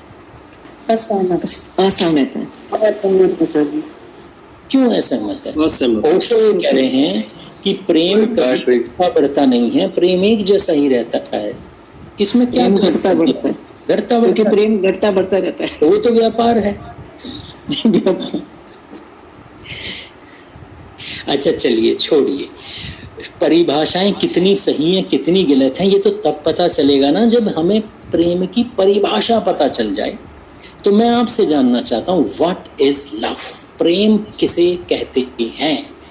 अब प्रेम तो किया होगा जरूर, ये तो मत कहना कि नहीं किया, कभी ना कभी तो किया होगा, भले अब किया हो या टीनेज में किया हो।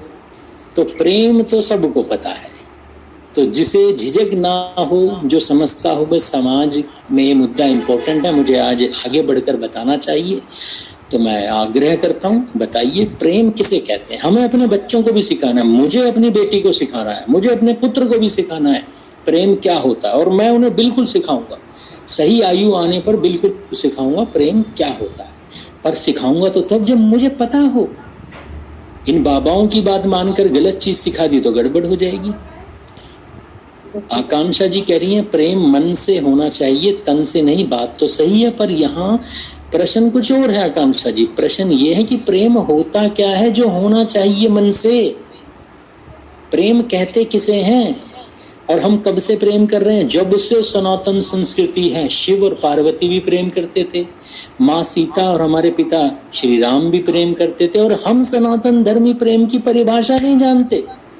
प्रेम पर ग्रंथ लिख दिए, प्रेम को रस बना दिया, प्रेम पर फिल्में देखते हैं, पर प्रेम की परिभाषा नहीं पता। कोशिश कीजिए।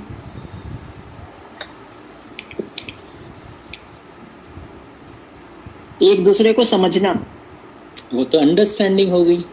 अंडरस्टैंडिंग उसी में समझता, समझने को तो मैं अपने पिता को भी समझता हूँ, समर्पण का तो उनसे भी प्रेम करते हैं। एक दूसरे का समर्पण होना चाहिए, एक दूसरे को सम्मान देना चाह रहे हैं।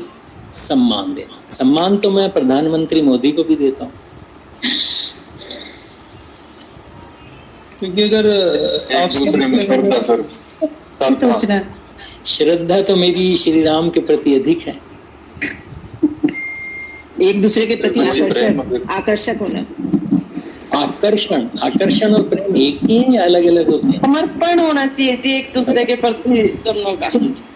आचार्य जी, सुख दुख में साथ रहना। जी जी, सुख दुख में साथ तो कर्ण और दुर्योधन थे। आइए विचार करते हैं प्रेम किसे कहते हैं। और आज जी म्यूट कर लीजिए। आइए समाधान की तरफ ले चलता हूं। और जो आज मैं परिभाषा बताने जा रहा हूं ये शास्त्रीय परिभाषा है, लॉजिक के साथ बताऊं। जीवन में कभी नहीं भूलना इसे, इस परिभाषा को लॉजिक के साथ हमेशा याद रखें। प्रेम क्या होता है इसे समझ लीजिए। प्रेम निसंदेह समर्पण ही है, प्रेम सहयोग का भाव भी है, प्रेम में निसंदेह आकर्षण भी है, प्रेम में एक दूसरे के प्रति सिंपैथी भी है, सहयोग का भाव है, समर्पण का भाव है, सम्मान का भाव है।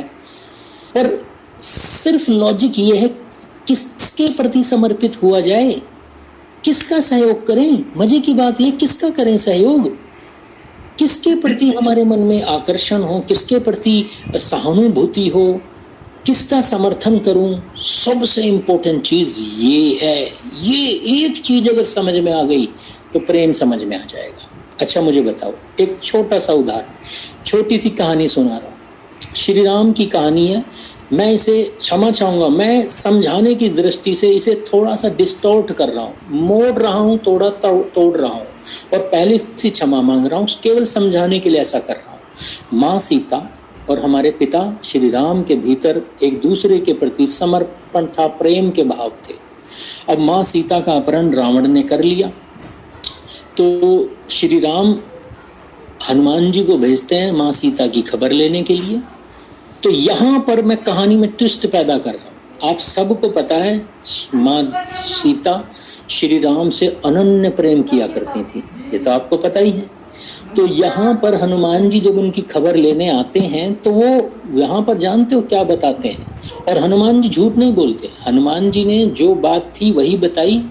श्री राम के जीवन में जो हमने सुना वो नहीं हुआ, कुछ और घटना घटी, वो बताने जा रहा हूँ।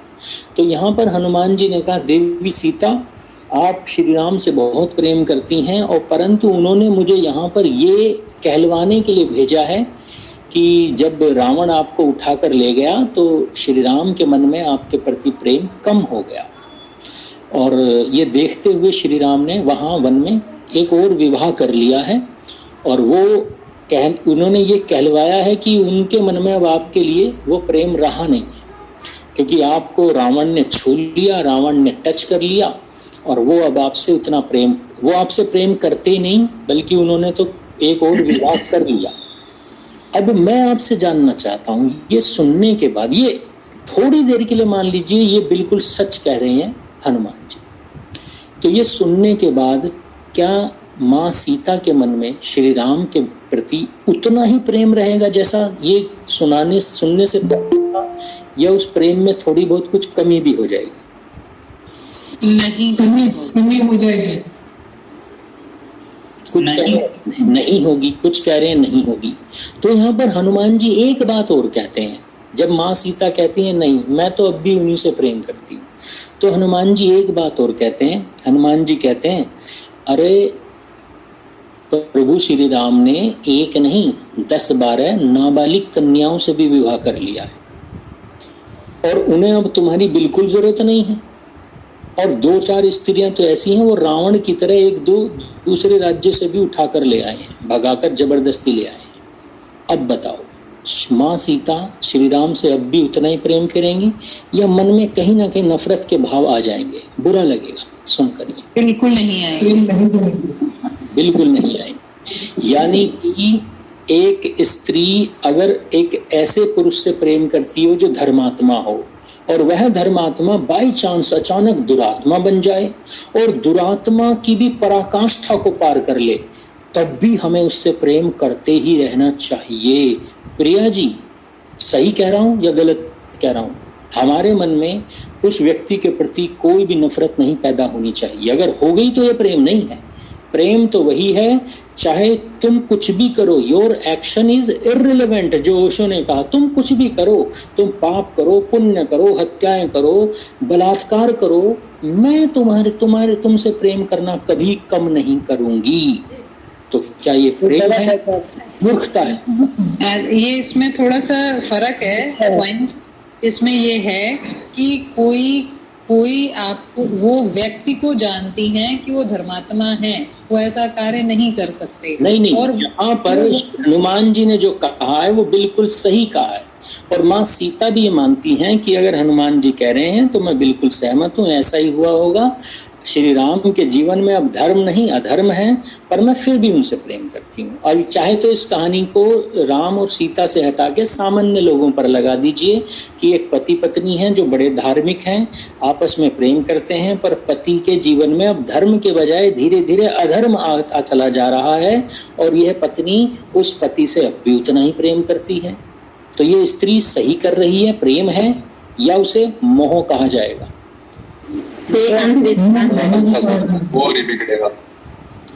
तो फिर प्रेम क्या है, इसे समझ लीजिए प्रिया जी। तो याद रखना, प्रेम की व्याख्या उसको बढ़ावा दे रही है फिर। हाँ, प्रेम की व्याख्या करते हुए शास्त्र कहते हैं प्रेम समर्पण के भाव यूं ही किसी के प्रति नहीं आते हैं। मैं आपसे पूछता हूं, क्या आपके मन में संभाजी के प्रति समर्पण है या औरंगजेब के प्रति? संभाजी महाराज के प्रति। संभाजी उनके गुणों के कारण है, उनके गुणों के कारण। बस यहीं से शुरू हो संभाजी महाराज के लिए। तो याद रखना, प्रेम का अर्थ है समर्पण का भाव। किसके प्रति? गुणों के प्रति, योग्यता के प्रति, धर्म के प्रति, न्याय के भाव के प्रति अगर आपके मन में समर्पण है तो यह है प्रेम। और जब हम किसी से प्रेम करते हैं और जिससे हमने प्रेम किया है अगर उसके जीवन में एक गुण कम हो जाते हैं तो हम उसे समझाते हैं, अरे तुम्हारे जीवन में धर्म घट रहा है। विभीषण ने रावण को समझाया। विभीषण, रावण से अगर कोई प्रेम करता था लंका में तो एक ही व्यक्ति था, वो था विभीषण।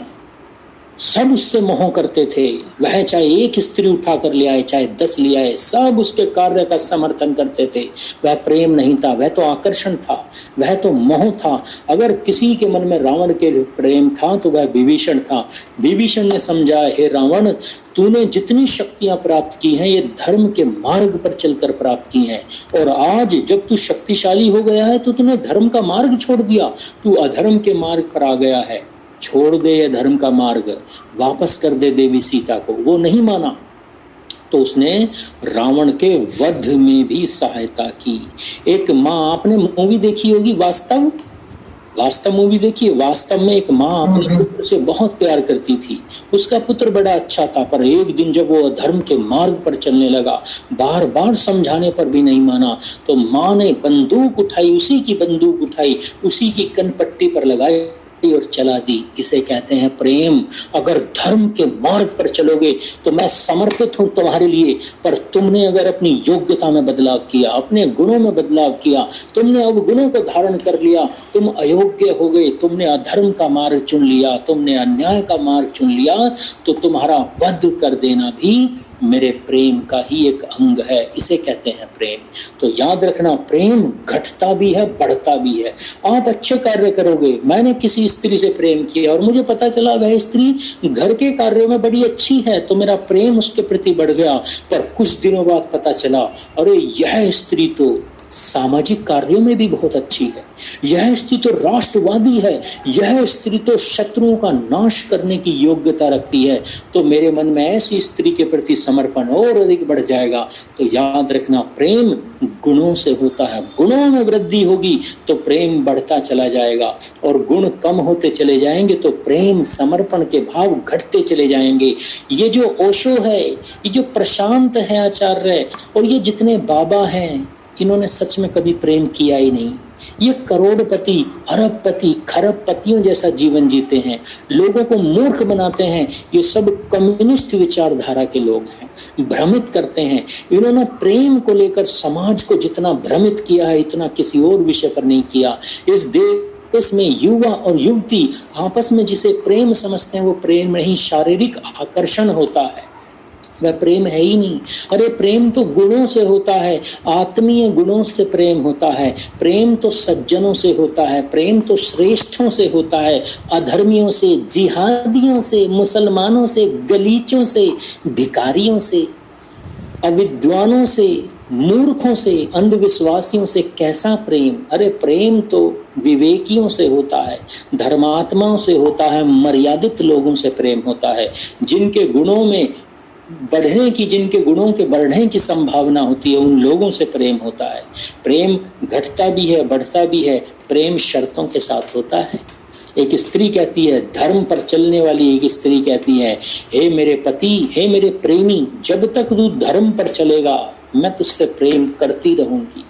शर्त है मेरी, नियम है, अनुशासन है प्रेम का, पर जिस दिन तू धर्म के मार्ग से हट गया, तेरा सर तेरे धड़ से मैं खुद अलग कर दूंगी। इसे कहते हैं प्रेम। प्रेम में शर्तें होती हैं, बिना शर्तों के जो प्रेम हो वह जिहाद होता है। जिहाद में, जो लव जिहाद में फंस जाती हैं स्त्रियां, वो बिना शर्तों के प्रेम करती हैं। अरे तू कल मंदिर जाता था, कलावा बांधता था, मैं तुझसे तब भी प्रेम करती थी, आज तू गाय खा रहा है, मुझे आज पता चला तेरे घर में आकर तेरी 4-4 शादियां हो रखी हैं, तू तो भारत का कट्टर दुश्मन है, मैं प्रेम कम नहीं करूंगी, मैं तुझसे अब भी उतना ही प्रेम करूंगी। ये मूर्खता है, ये अन्याय के भाव हैं, अधर्मियों के भाव हैं, और मूर्ख व्यक्ति न कभी प्रेम कर सकता और मूर्खों से कभी कोई प्रेम कर नहीं सकता। इसलिए प्रेम को समझना है तो योग्यता से, प्रेम का अर्थ है योग्यता से इसके प्रति समर्पण, गुणों के प्रति समर्पण। इसलिए इस मीटिंग में जितने पति हैं, जितनी पत्नियां हैं, जितने प्रेमी और प्रेमिकाएं जुड़े हुए हैं, अगर आप चाहते हैं कि आपका पार्टनर आपको प्रेम करे, एक ही लॉजिक है, अपने गुणों को बढ़ाइए, अपने भीतर श्रेष्ठ गुणों को धारण कीजिए, बढ़ाइए, चिंतन कीजिए कैसे आप अपने आप को, अपनी पर्सनैलिटी को और अधिक इम्प्रूव कर सकते हैं, और अधिक पॉजिटिव, और अधिक सकारात्मक, और अधिक न्यायपूर्ण, और अधिक धार्मिक अपने आप को कैसे बना सकते हैं। और गारंटी देता हूं आपका पार्टनर आपको प्रेम करने के लिए मजबूर हो जाएगा। तो प्रेम न जबरदस्ती करवाया जाता है, न ही प्रेम में भीख में मिलता है प्रेम। तो प्रेम पैदा किया जाता है सामने वाले के हृदय में अपने गुणों के द्वारा। तो श्री राम ने अपने गुणों पर कार्य किया। माँ सीता मोहित हो गई उनके प्रेम पर, उनके गुणों को देखकर उनके हृदय में प्रेम आ गया। उन्होंने नहीं कहा मैं ऐसा हूँ, मैं वैसा हूँ, मैं चक्रवर्ती हूँ, मैं फलाना हूँ, ढिमकाना हूँ। अरे संसार ने बता दिया इसने ऐसे ऐसे काम किए हैं। तो माँ सीता को पता चल गया उनके गुणों के बारे में। और देखिए देवी रुक्मणी कहाँ की रहने वाली, आसाम की रहने वाली, मथुरा श्री कृष्ण, द्वारका के श्री कृष्ण के गुणों की चर्चा वहां तक चली गई। प्रेम हो गया। प्रेम गुणों से होता है, और जो अवगुणों से हो वो आकर्षण है। तो हमें आकर्षण में नहीं पड़ना, मोह में नहीं पड़ना कि पुत्र अधर्मी है और धृतराष्ट्र मोह में पड़कर सारे संसार का विनाश कर गया। तो याद रखना प्रेम हमेशा योग्यता से होता है, गुणों से होता है। एग्री और डिसएग्री? एग्री। किसी को कोई डाउट प्रेम को लेके? कोई भी डाउट हो तो पूछ लीजिए। नहीं है तो आगे बढ़ें।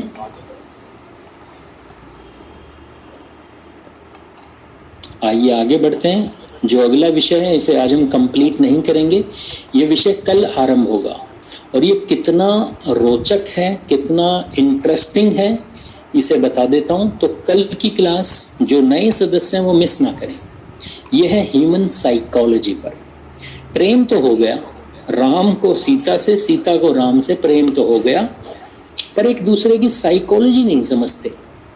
और आपको जानकर आश्चर्य होगा, जब मैंने रामायण पढ़ी जो गुरुकुल में पढ़ाई जाती है, ये है गुरुकुल में पढ़ाई जाने वाली रामायण, वो नहीं जो गीता प्रेस गोरखपुर से छपती है। उसमें जादू टोने चमत्कार हैं। जो काम ना हो रहा हो मनुष्य से, उसके लिए जादू कर दो, चमत्कार हो जाएगा। ये है, इस पुस्तक को पढ़ेंगे तो ऐसा लगेगा जैसे किसी महाबली, बाहुबली की कथा पढ़ रहे हो, जिसने अपने जीवन में जितनी सफलताएं हैं पुरुषार्थ और बुद्धि से प्राप्त की।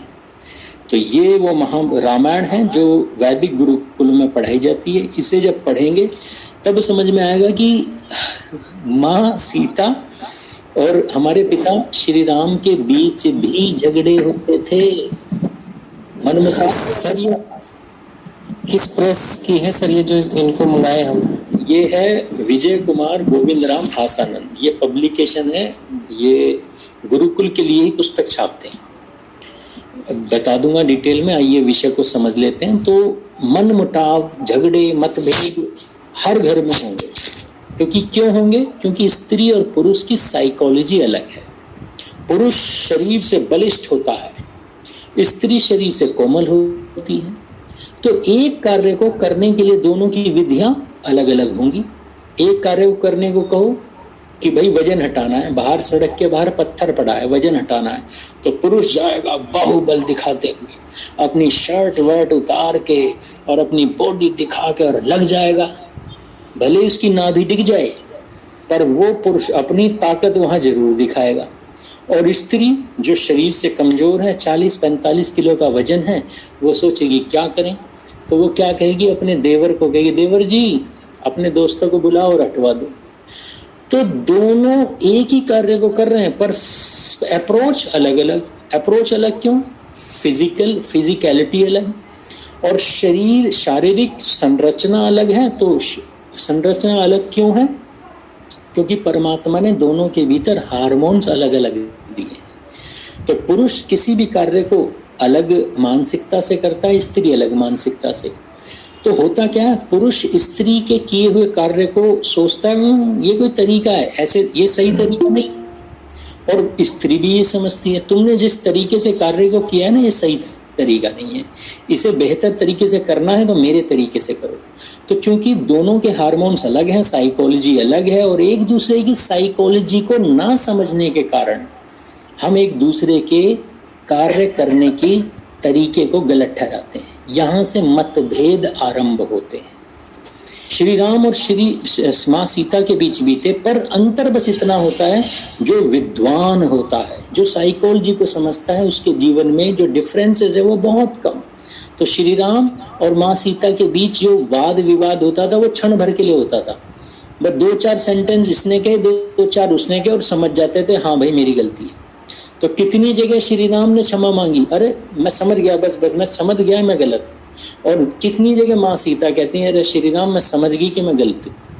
तो बुद्धिमान व्यक्ति समझ जाता है अगर उसे साइकोलॉजी पता हो, और साइकोलॉजी नहीं पता पूरा जीवन झगड़ों में गुजर जाता है। तो हमें कल की क्लास में लगभग 1.5 घंटे की क्लास में ह्यूमन साइकोलॉजी पर ही बात होगी, और ये जो टॉपिक मैं लेके आए ये वेदों से लिया है और थोड़ा बहुत मॉडर्न साइकोलॉजी से। तो कल की क्लास बिल्कुल भी मिस मत करना। आज की क्लास इतनी इम्पोर्टेंट नहीं थी जितनी कल की है, और परसों की भी इतनी इम्पोर्टेंट नहीं, क्योंकि मुझे ऐसा लगता है ह्यूमन साइकोलॉजी के बारे में किसी भी क्लास में नॉर्मली नहीं बताया जाता, इस दृष्टि से कि पति और पत्नी के बीच संबंधों को मजबूत किया जाए। तो आज का विषय यहाँ पर समाप्त होता है। कल हम शुरू करेंगे ह्यूमन साइकोलॉजी। कोई प्रश्न आपके मन में हो आज के विषय को लेके तो पूछ सकते हैं। और आज की क्लास कैसी लगी आपको, आपका फीडबैक भी चाहता हूँ। आचार्य जी, जो कई प्रश्न थे जीवन के, आज की कक्षा से मुझे उन चीजों पर बहुत क्लैरिटी आई है। तो ये बहुत ही महत्वपूर्ण विषय रहा, बहुत ही। आप प्रिया जी, आप फरीदाबाद से है ना? जी, धन्यवाद। अन्य सदस्य कोई मन में प्रश्न हो या सारी भ्रांतियों को निवारण हुए, विशेषता ये सर्वे भवन्तु सुखिनः रहे हैं। बड़ा खराब लग रहा है अपने में सोच करके हम कि क्या अनुकरण कर रहे हैं, उसका निवारण हुआ, अनेकों भ्रांतियों का निवारण हुआ। बहुत अच्छी कक्षा लगी, आगे निरंतरता से कक्षा लेते हैं।